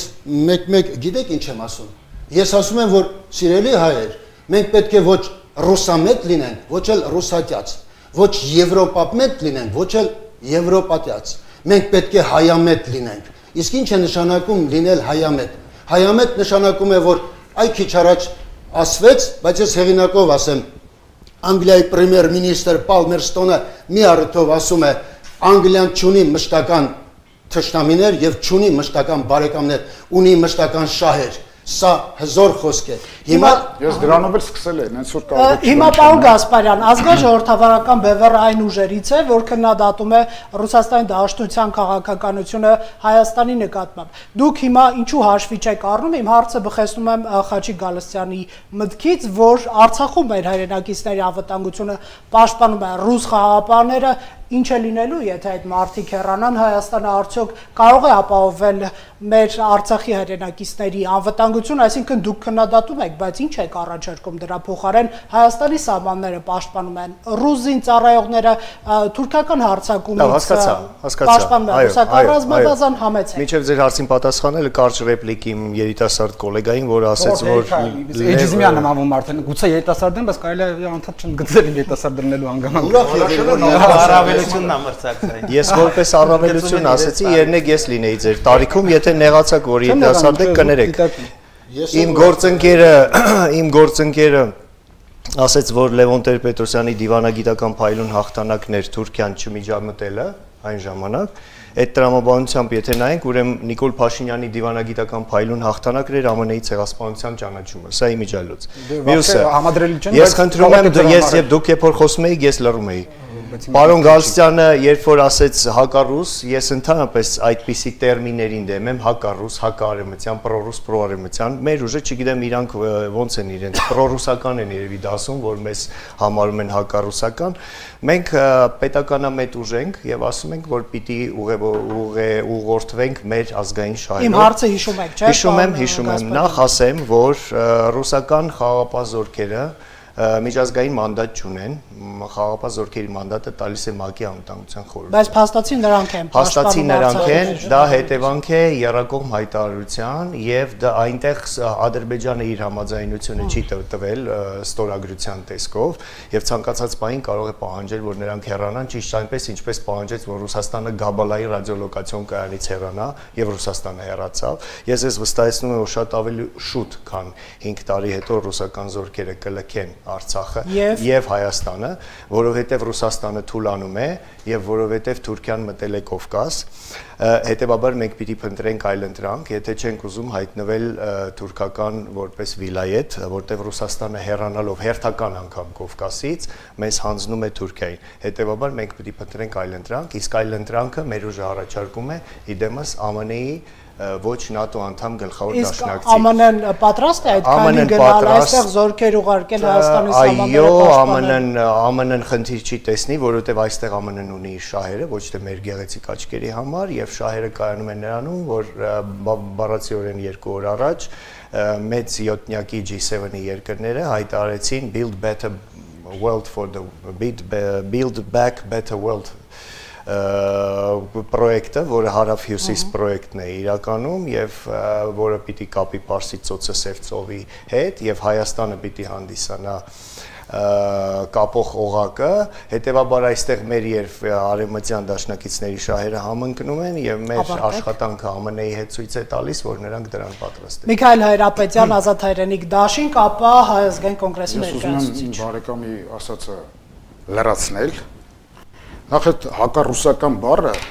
սովետական կգբեշնիկների բառապաշարից վերցրած բան է, նույնությամբ կրկնում է սովետական Հայաստանի քրեական օրենսգրքի հակասովետական պրոպագանդա եւ ագիտացիայի հոդված։ Անցեք իշխանության այդ հոդվածն է դրեք։ Հակասովետականի բանով անցել եմ, դրա միջով անցել եմ։ Այո, 65 հոդվածի միջով Չեռնենկոյի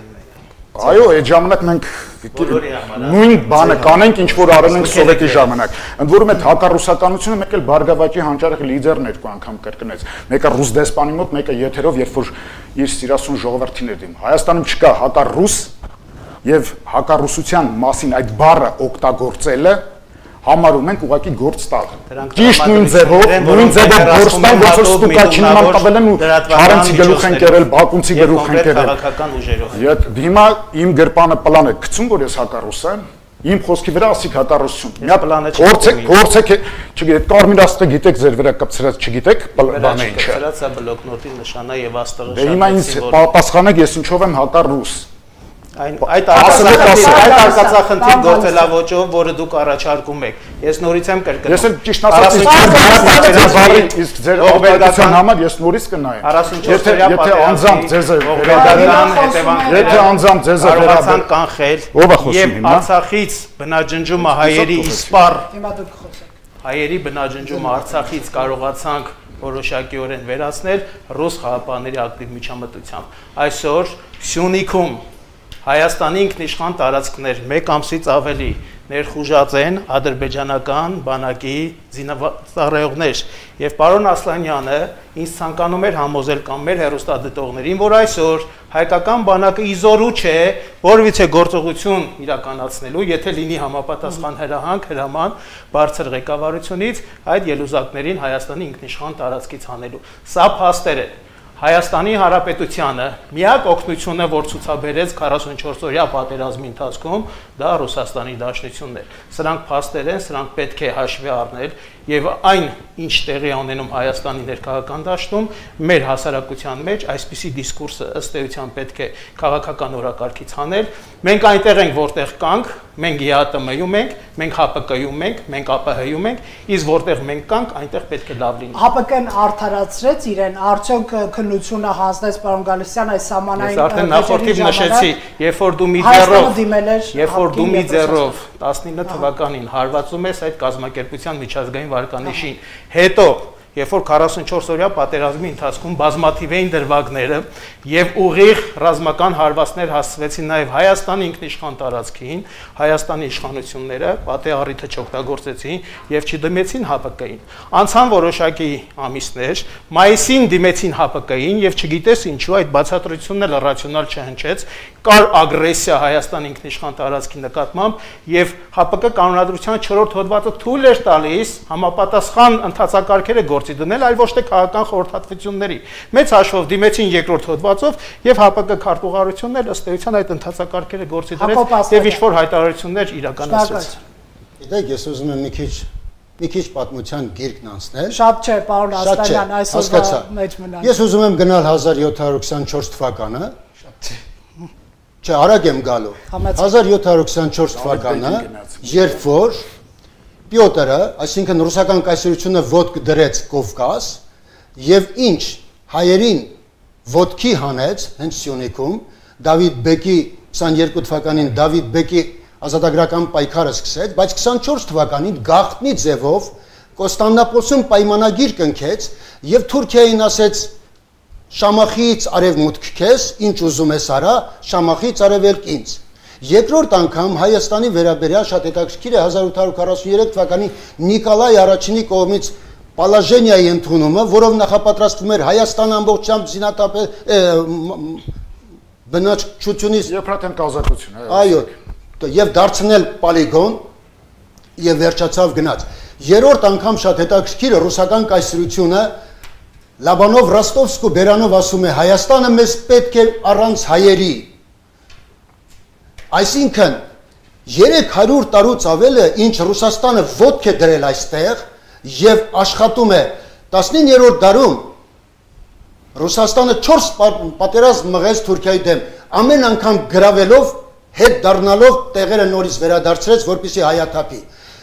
Եղեռնի ժամանակ Վանը, հատկապես Վանը, Շապին Գարահիսարը, Սուեթիան, գիտեք ինչ արեց։ 2021 թվականին։ Մի րոպե, ինչ արեց։ Դա ես կասեմ։ Ինչ եք եզրակացնում, պարոն Ասլանյան։ Այն, որ Ռուսաստանը այստեղ երբեք չի եղել հայերին բարեկամ։ Ռուսաստանը մի գաղափար է իրեն հետապնդել, հայ ժողովրդի ուղեղի մեջ մտցնել մի բան։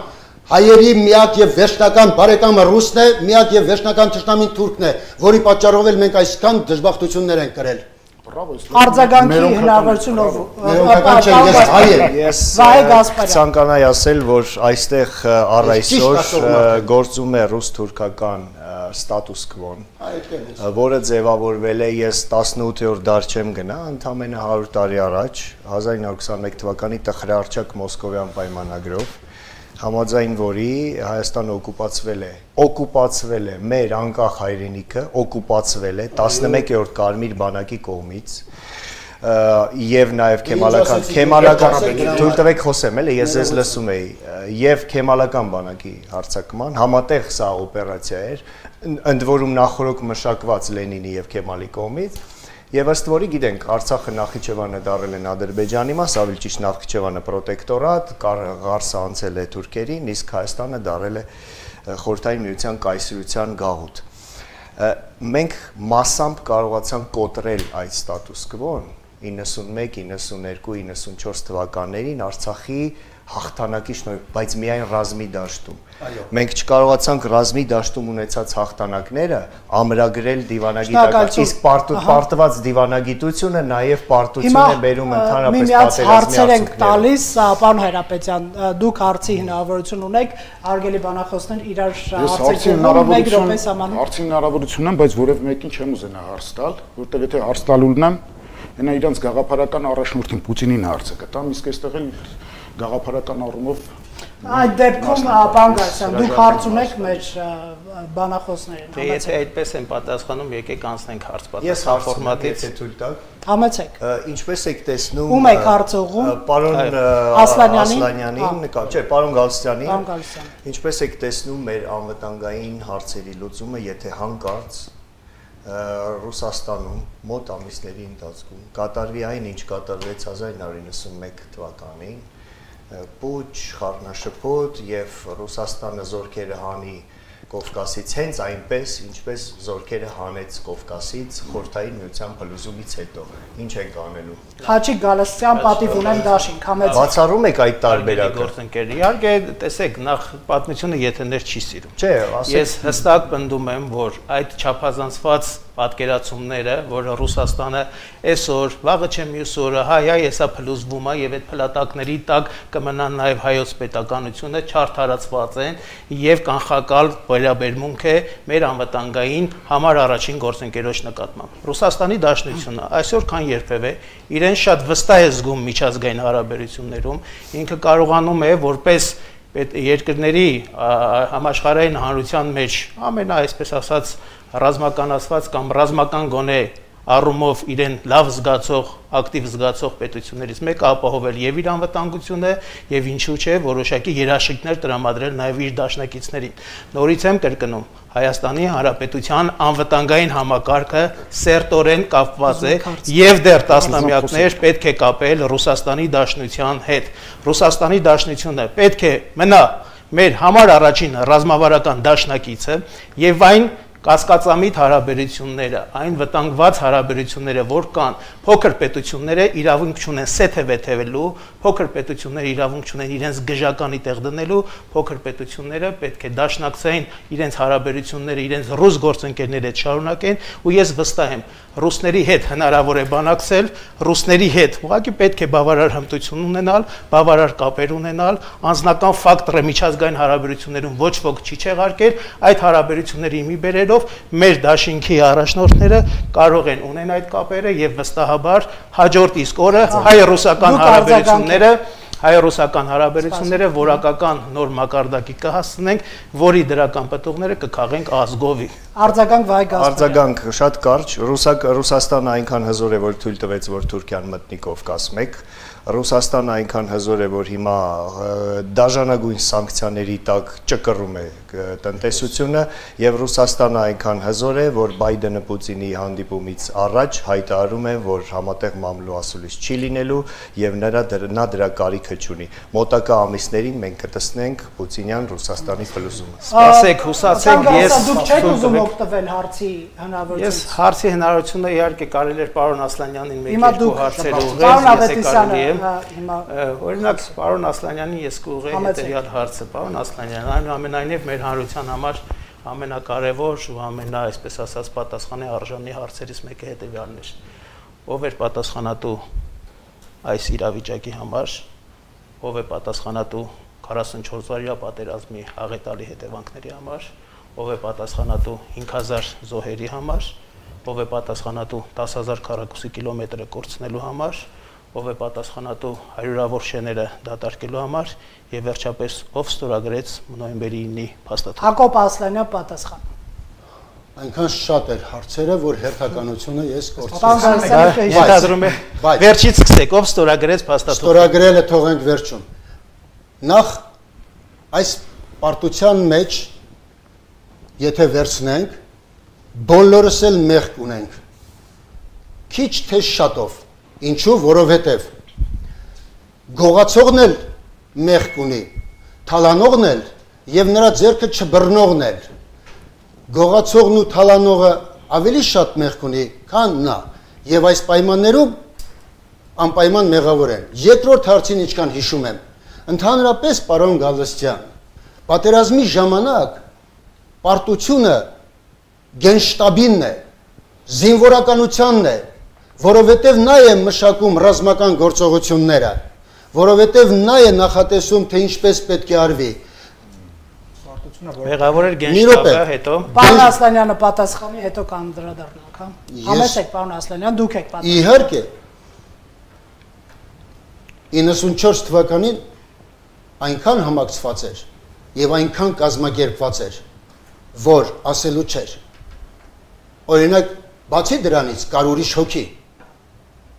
Իմ էջում մի հետաքրքիր 2.5 րոպեանոց ռոլիկ կա, որտեղ նկարագրված է, թե ես իմ 18 հոգանոց ջոկատով 4.5 ժամ ինչպես եմ կարողացել կռվել ու հաղթել մոտ Վաշտին մոտեցող թուրքական ջոկատին։ Ես տվել եմ ընդամենը 1 զոհ, 2 վիրավոր, բայց 43 թուրք եմ սատկացրել իմ տղաների, հերոս տղաների հետ։ Այդ կռվի ժամանակ ես ունեցել եմ 7 զոհ, 21 վիրավոր։ Խաչի Գալստյանն է արձագանքում պարոն Ասլանյանի պատասխանը ստորագրեց փաստաթուղթը, դրան էլ անհրաժեշտ։ Բնական է, որ պետք է ստորագրեր նա, ով այդ ժամանակ երկրի ղեկավարն էր եւ գերագույն հրամանատարը։ Ով է նրա անունը։ Ով էր։ Դուք ինձանից լավ գիտեք, դա Նիկոլ Փաշինյանն էր եւ պետք է այդպես էլ լիներ։ Չպետք է լիներ, կարող է փողոցից մեկին բռնեն, բերեն ասեն ստորագրի։ Ճիշտ ասած չենք տեսել ստորագրելը, Պուտինի ու Ալիևինը տեսանք, Նիկոլինը չենք տեսել, կարող է չէր ստորագրել։ ստորագրել։ Ինչ տեսակ ընդհանրապես այդ օրը։ Ստորագրելը տեսանք, Նիկոլինը չտեսանք։ Արամայես Ավետիսյան Հայազգային կոնգրես, դուք ունեք Բայց ես ուզում եմ ավելացում։ Հիմա ազատ շփման հնարավորություն կլինի, հիշեք։ Մի քանի դիտարկում ու հարց տեմ, եթե կարելի է։ Դուք քիչ առաջ արտահայտություն արեցիք այս կողմ կանգնածների հասցեին, հույսում եմ, ինչ չէ վերաբերում, որովհետև դուք մի շողություն որպես բարեկիրթ մարդ եք տպավորված, ось ընդհանրապես չի ուզի որ բարձվել ռուսական մոտեցում, ձեր ես առավելս մի օր տեսեք, ես իմ մոտեցումներում ընդհանրապես այդպես մոտեցումներ չեմ հնչեցրել, ու այդպես բան ձեր կողմից ասելը հենց այդ իմաստով է մանիպուլյատիվ, այսինքն հարցը մենակ Գյարլիկը չհարցել է, որտեղ ես հիմա կասեմ, ես ինչ եմ ասում, բայց խնդրում եմ ինձ չընդհատեք, ուզում եմ ասեմ, որ այսինքն առնվազն ինչքան ասել եմ, այդքանը ոչ մի տրամաբանական հիմք չէ ընդհանրապես։ Պատասխան տալու, թե ինչու ես սա ասացի։ Հիմա խնդրեմ, ես լռում եմ, հետո իմ խոսքը։ Հաջորդը, ուրեմն դուք համարում եք, որ թե 94 թվականին նա պարտության հիմքը դրվել 98-ին, թե 2018-ին, դա մեր խնդիրն է։ Բայց կներեք, այդ վիճաբանության խնդիրն է։ Հա, տեսեք, այդ խնդիրը հայ ժողովրդի խնդիրն է։ Ինչու, որովհետև ես որ քննարկում եմ այդ թվականները, չեմ քննարկում անձերին, չեմ քննարկում քաղաքական ուժերին, քննարկում եմ գաղափարն ու սկզբունքները։ Ես հստակ մեկնաբանում եմ, ասում, մինչև 98 թվականը այս սկզբունքն ա եղել, որի շնորհիվ հաջողվել է։ 98 թվականից սկզբունքը փոխվել է, որ հարցը ձևակերպեք։ Ես ճիշտ ասած պարոն Աստանյանն էի սկզբանե մտածում որ հարց կուղեմ, բայց քանի որ ինքն իմ հարցին ըստեյության արդեն պատասխանել այն իմաստով ինքը համարում է իշխանությունները սխալվել են պատերազմ ընտրելով ու խաղաղության չգնալով, մենք դա ֆիքսեցինք։ Հիմա կուզեմ ձեզ հարց ուղղեմ պարոն Գալստյան։ Հա։ Արդյոք դուք համարում եք, որ 98 թվականին Սերժ Սարգսյանն սխալվեց եւ անվտանգության խորհրդի նիստում դեմ դուրս եկավ այդ 97 թվականին բերված լուծման փաթեթային կնայք փուլային տարբերակին։ Տեսեք։ Ընդհանրապես դա իշխանությունները Սերժ Սարգսյանի դուք այսօր թիմակիցներ եք, թույլ տվեք մի փոքր պատմության խորքը դիտարկել, որովհետև մասնագիտորեն Ղարաբաղյան կոնֆլիկտի կարգավորման բանակցային գործընթացին քիչ թե շատ տիրապետում եմ հրապարակված փաստաթղթերի տեսանկյունից։ 1996 թվականի Լիսաբոնյան վեհաժողովից սկսած մեր դիվանագիտության առջև ծառացան մի քանի գերագա խնդիրներ։ Առաջինը Ադրբեջանը կարողացավ Լիսաբոնի վեհաժողովում ներկայացնել կարգավորման այնպիսի փաստաթղթեր, այնպիսի սկզբունքներ, որոնք չէին համապատասխանում հայկական ազգային շահերին եւ ի պատիվ Լևոն Տեր-Պետրոսյանի, որը կիրառեց վետոյի իրավունքը եւ այդ սկզբունքները չմտան հիմնական փաստաթղթերում, այլ հնչեցին նախագահողի հայտարարություն։ Դրանից հետո կարգավորման տրամաբանությունը եկեք ընդունենք, որ փոխվեց,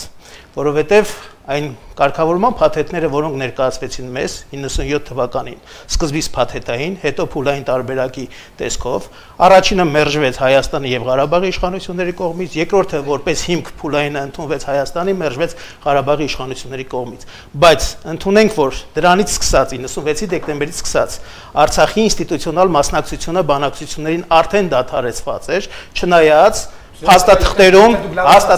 անգամ 98 թվականին, կնեք 98 թվականին չնայած պլանը ներկայացվել է Ղարաբաղյան կողմից։ Չնայած հաստատքներում գրված է, որ հակամարտության 3 կողմերը այսպիսով որոշում են ինչ քայլեր անել։ 97 թվականին, երբ որ այդ փուլային տարբերակը հանգեցրեց ներքաղաքական ճգնաժամի, տեղի ունեցավ անվտանգության խորհրդի նիստ հայտնի, որտեղ դուք երևի տեղյակ եք, որ ուժային կառույցների ղեկավարներ որոշակի այլ դիրքորոշում բռնեցին եւ Լևոն Տեր-Պետրոսյանը որպես իսկապես պետականության գաղափարը հարգող եւ այն վտանգները, որոնք ակնկալելի էին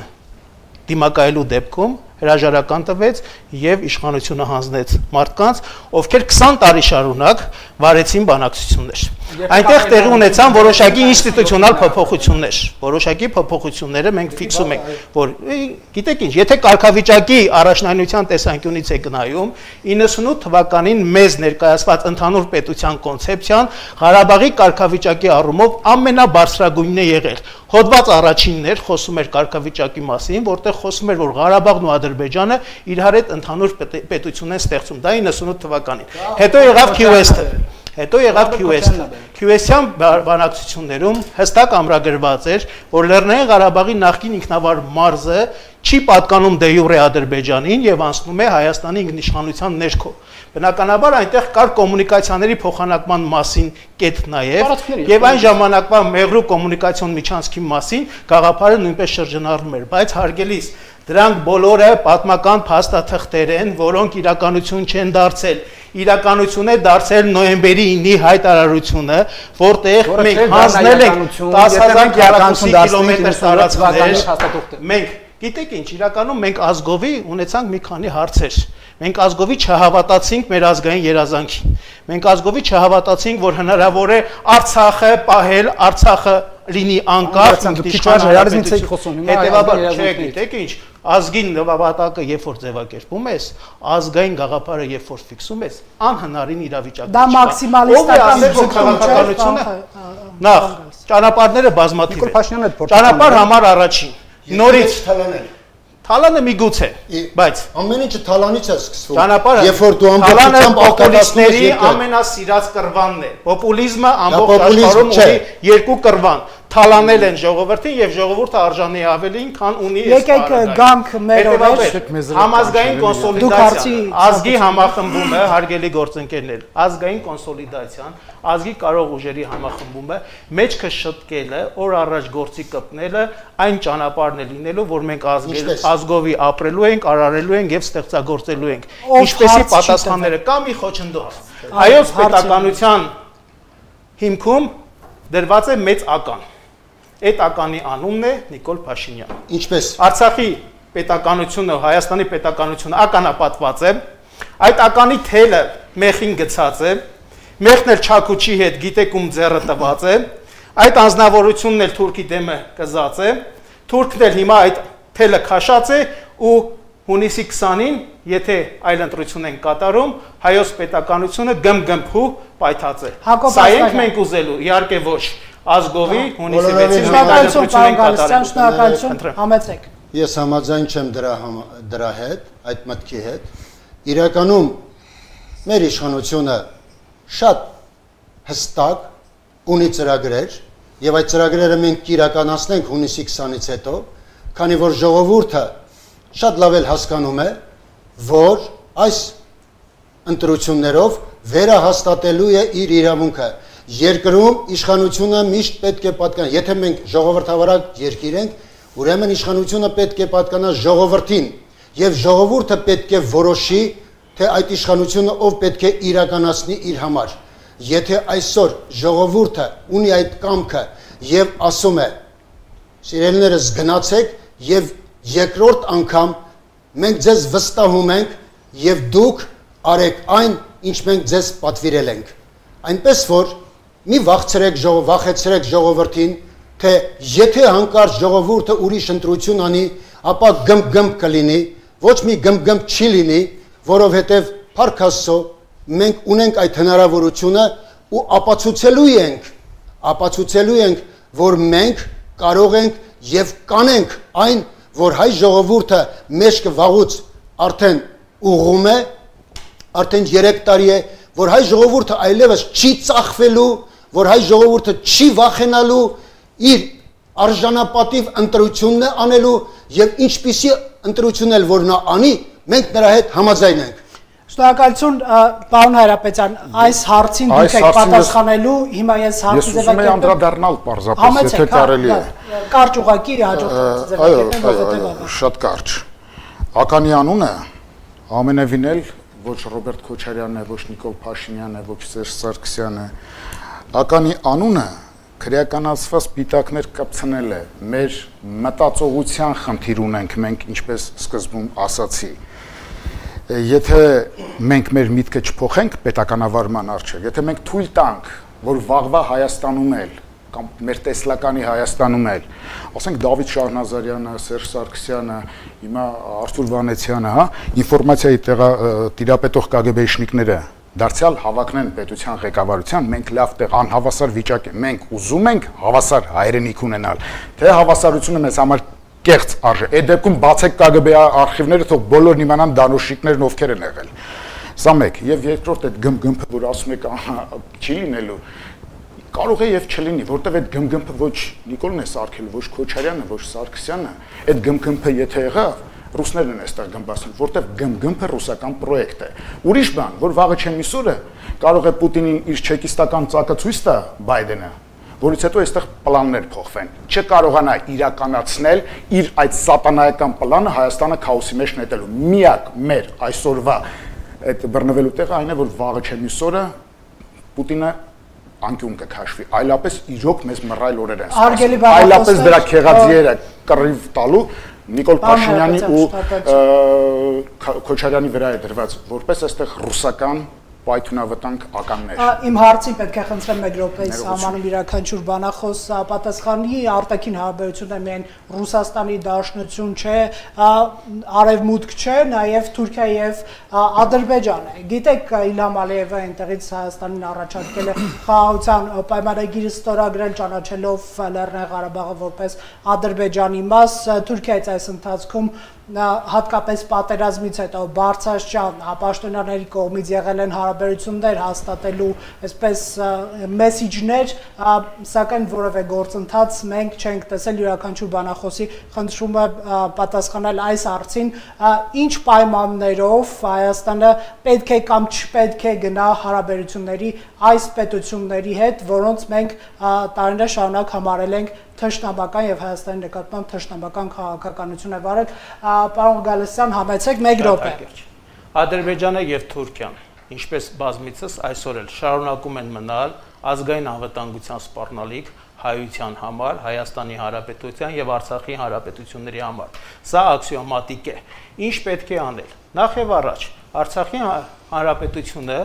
պետք է շարունակի ինքնորոշման համար պայքարը եւ Հայաստանի Հանրապետությունը պետք է ամեն կերպ սատար կանգնի Արցախի մեր հայրենակիցների ինքնորոշման իրավունքի իրականացմանը։ Ադրբեջանի Հանրապետությունը պետք է առերեսվի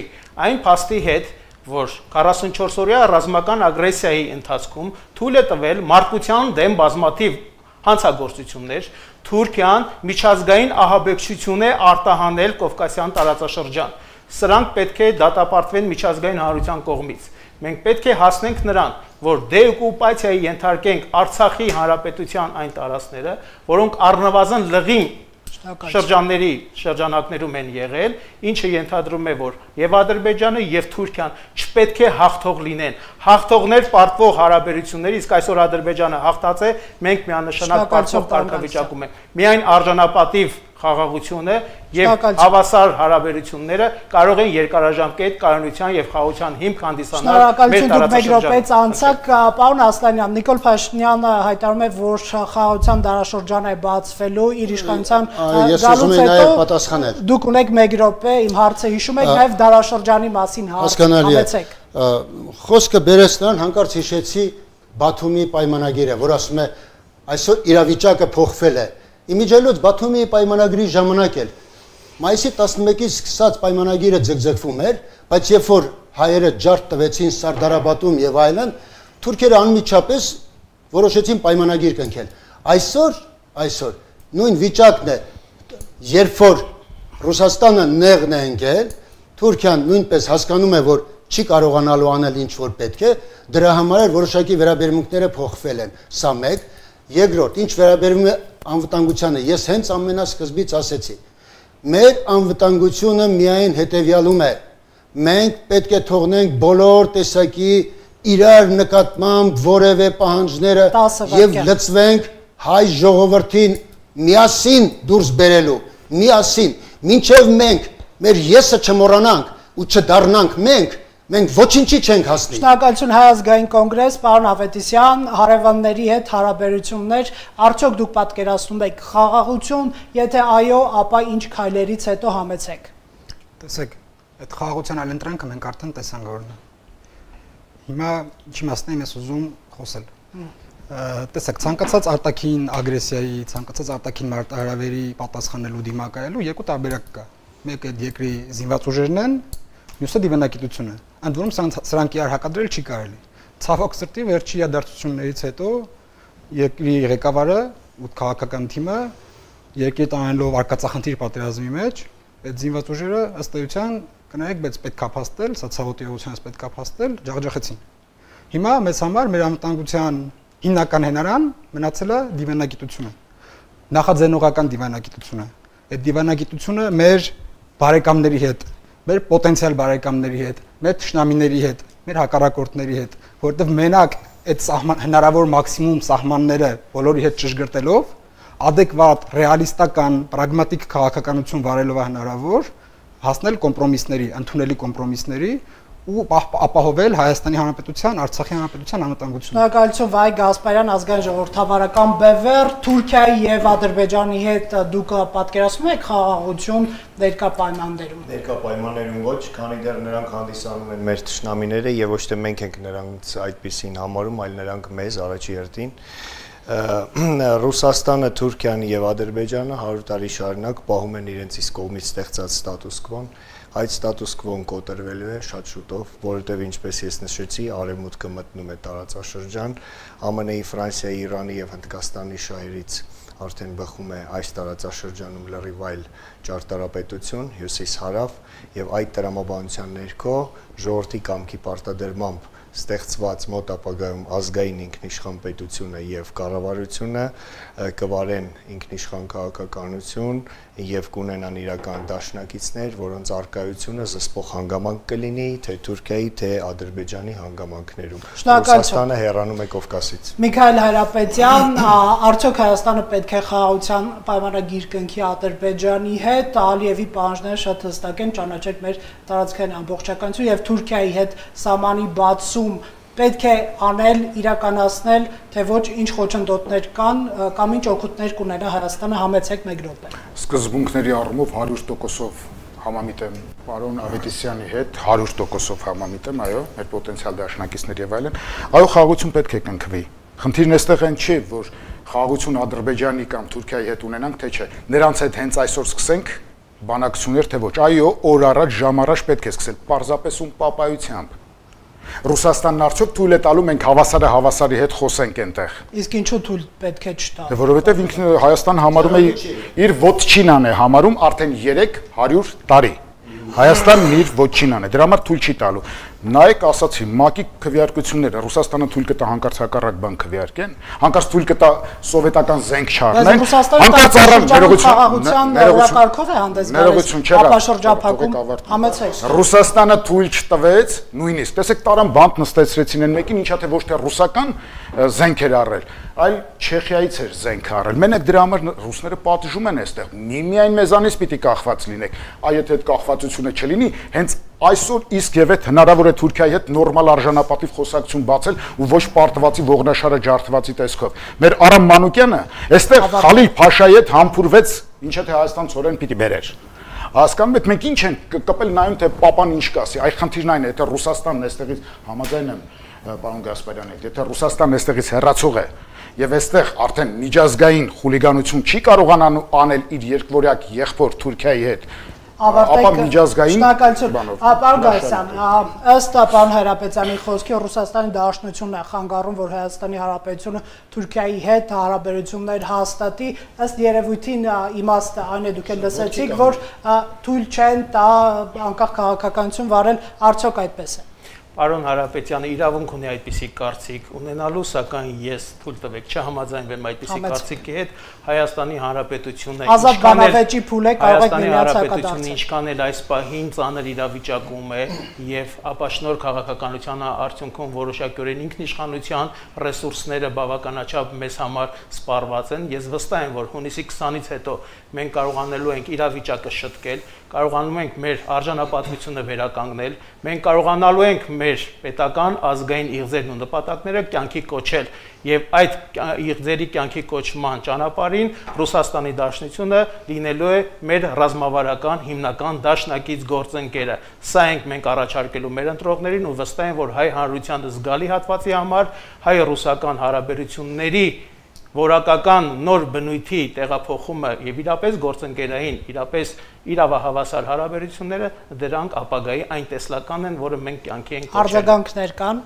Պարոն Ավետիսյան, համեցեք։ Փոքր ռեպլիկ պարոն Ավետիսյանին, դուք նշում եք, որ 300-ամյա պատմության ընթացքում Հայաստանը երբեք Թուրքիայի հետ ուղիղ բանակցելու հնարավորություն չի ստացել Ռուսաստանից, բայց մի փոքր պատմական էպիզոդ առնվազն ես պարտավոր եմ հիշեցնել։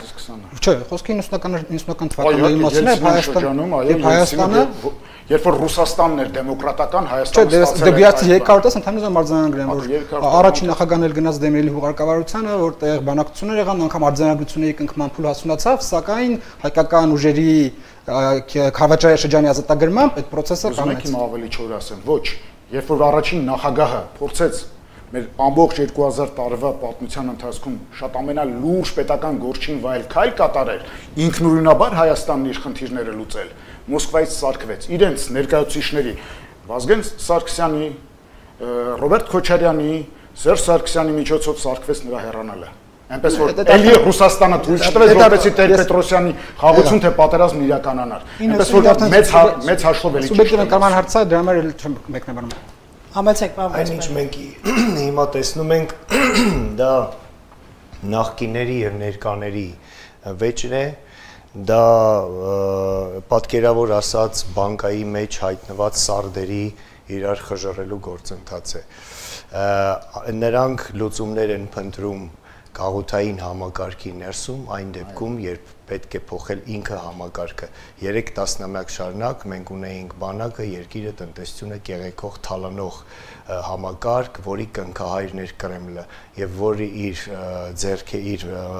տեխնիկների միջոցով դա իրականացնում էր իդեմս այսպես կոչված Հայաստանի ղեկավարների։ Մենք հանդես ենք գալիս երկրում համակարգային փոփոխության եւ որպես մեկ համակարգից դեպի մյուս համակարգ անցնելու միակ միջոց առաջարկում ենք անցումային շրջանի փուլը, որի ընթացքում իրավաքաղաքական գնահատական կտրվի անցած այս 30 տարվանը որպես ախտորոշում մեր հիվանդության, իսկ որպես բուժում կկատարվի անցումային արդարադատություն, այսպես կոչված հայկական Նյուրնբերգը, լյուստրացիա, տնտեսական, քաղաքական, գործակալական նոր սահմանադրություն, նոր ընտրական օրենսգիրք, որից հետո կունենանք հիրավի ինքնիշխան քաղաքական դաշտ եւ կունենանք հիրավի արդար թափանցիկ խորհրդարանական ընտրություններ, որից հետո կձևավորենք ազգային ինքնիշխան պետություն, իշխանություն, որը արդեն իրավահավասար հարաբերություններ կկառուցի ըստ ազգային շահի, այլ ոչ թե ըստ Վլադիմիր Պուտինի ցանկության։ Պարոն Ասլանյան, քաղաքացիական պայմանագիրը ըստ դրությամբ իշխանությունը եւ հավակնում է կրկին վերցնել իշխանություն Նիկոլ Փաշինյանը 60% ձայների հավակնության մասին հայտարարեց։ Եվ դա հստակ է։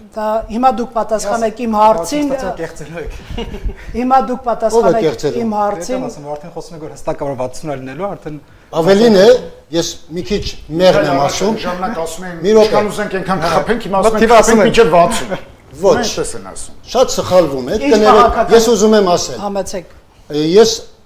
բացի այսօրվանից բոլոր շրջաններում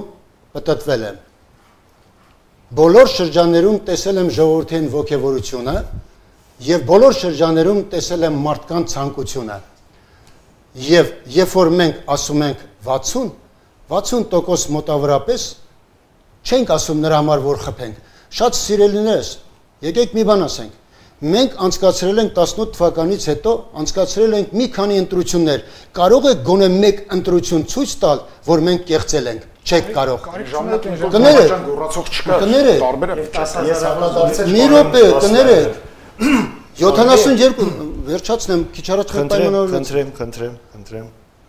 Այդ նույն ընտրությունների ժամանակ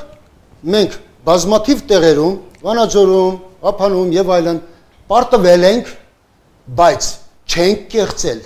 Պարտվել ենք քաղաքապետերի ընտրությունում, պարտվել ենք համայնքապետերի ընտրությունում, բայց չենք կեղծել եւ չենք կեղծելու։ Իմ հարցին պատասխանեք, պարոն Գասպարյան, այս մասին կպատասխանեն Թուրքիայի եւ Ադրբեջանի հետ, ինչպիսի հարաբերություններ է պատկերացնում ձեր քաղաքական ուժը։ Մեր քաղաքական ուժը այսօր հենց այդպես էլ մտածում է։ Մենք պարտավոր ենք հայամետ մոտեցում ունենալ։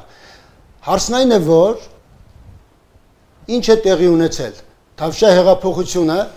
ես ինչ որ միտեղ շնորհակալ եմ Թավշյա հեղափոխությունից միայն նրա համար, որ Թավիշը այս ընթացքում բացեց բոլորի դեմքերը։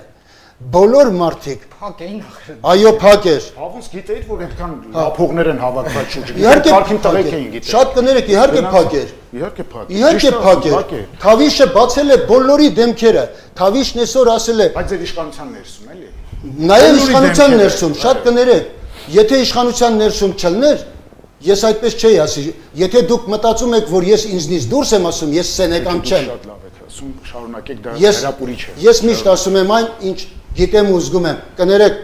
Համեցեք, եթե արձագանքի բան ունեք։ Ուրեմն Հիմա ամփոփում եք անելու յուրաքանչյուրս 1 րոպե։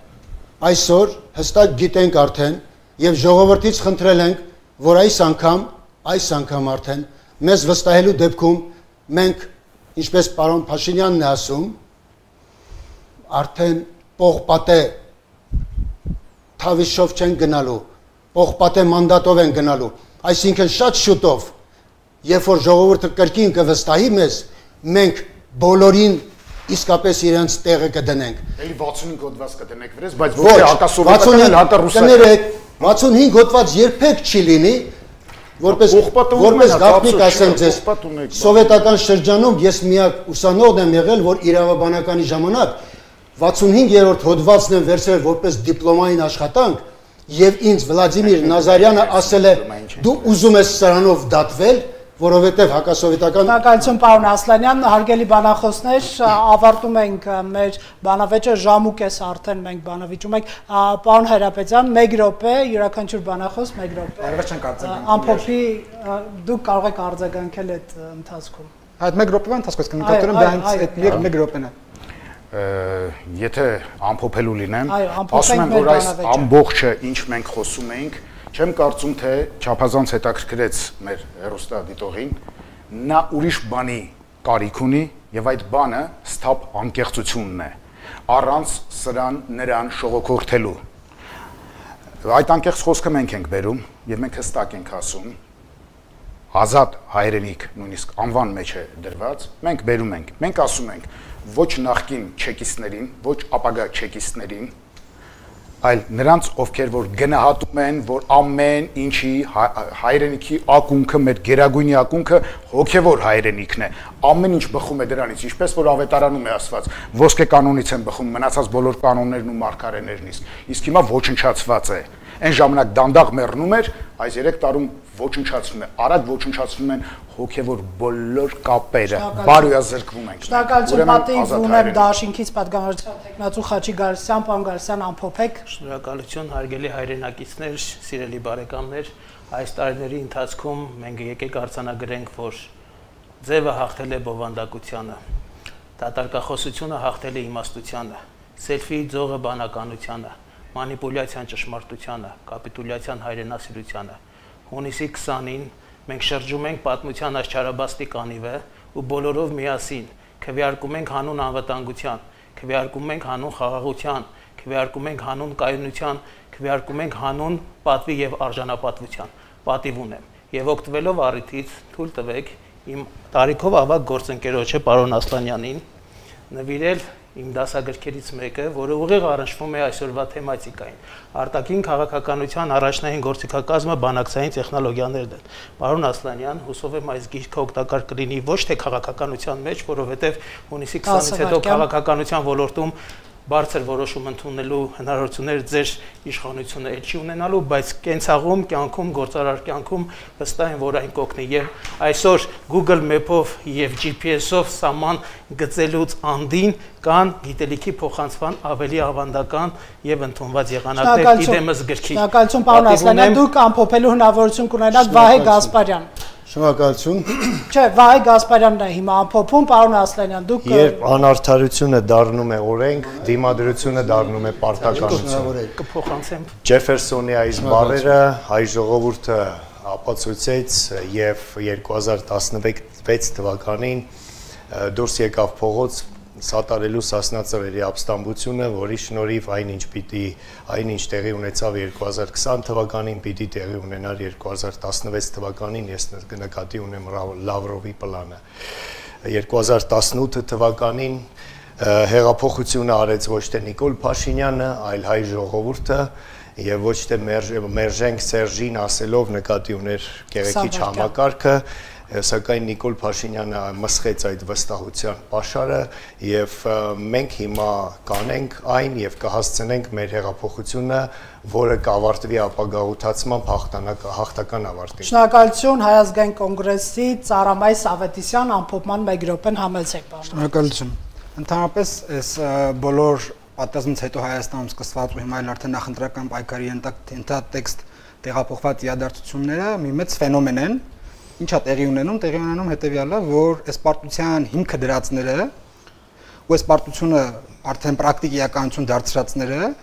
հավակնում են այսօր գալ իշխանության կամ մնալ իշխանության հայ ժողովրդին փրկելու համար։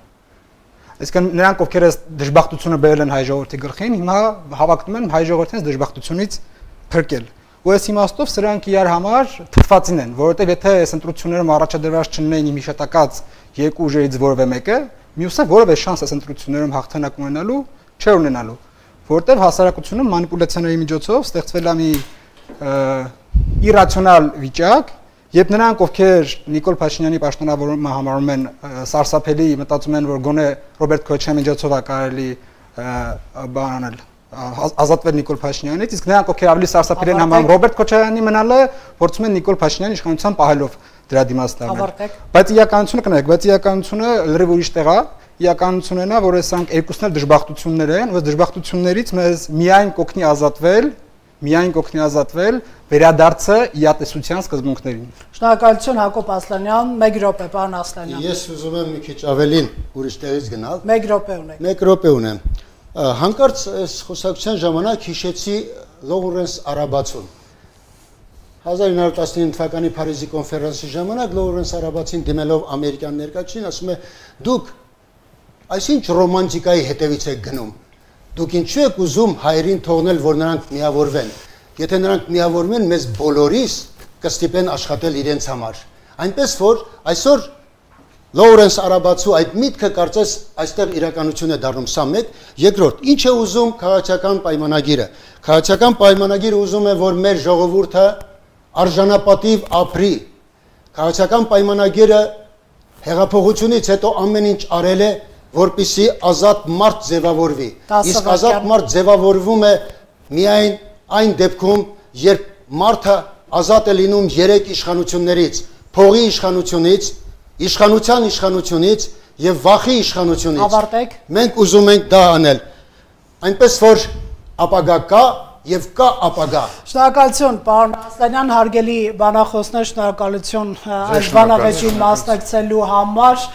Մեզ բավականին մեծ թվով հեռուստադիտողներ են հետևում, հարգելի հեռուստադիտողներ, ես հիշեցնեմ, որ այս բանավեճին հրավիրվել են նաև ԲՀԿ-ի Հայաստան դաշինքի Շիրինյան Բաբաջանյան դաշինքի ներկայացուցիչներ, սակայն տարբեր պատճառներով նրանք չեն ներկայացել հետագա մեր բանավեճերին, ակնկալում ենք նաև այդ եւ այլ ուժերի Ներկայությունը այսօրվա բանավեճին մասնակցում են քաղաքացիական պայմանագիր կուսակցության падգամավորության թեկնածու Հակոբ Ասլանյանը, պատիվ ունեմ Դաշինքից падգամավորության թեկնածու Խաչիկ Գալստյանը, ազգային ժողովրդավարական բևեռից падգամավորության թեկնածու Վահե Գասպարյանը, Ազատ հայրենիք Դաշինքից падգամավորության թեկնածու Միքայել Հայրապետյանը եւ Հայ ազգային կոնգրեսից падգամավորության թեկնածու Արամայիս Ավետիսյանը։ Հարգելի հեռուստադիտողներ, Factor TV-ն ուղիղ եթերում ձեզ համար կազմակերպել էր նախընտրական բանավեճ, այս անգամ արտաքին քաղաքականությունն ենք ընտրել որպես թեմա։ Հետևեք Factor TV-ի ընթացքին, առաջիկայում եւս մենք ունենալու ենք տարատեսակ թեմաներով բանավեճեր եւ հնարավորություն ենք տալու այս բանավեճերի միջոցով ձեզ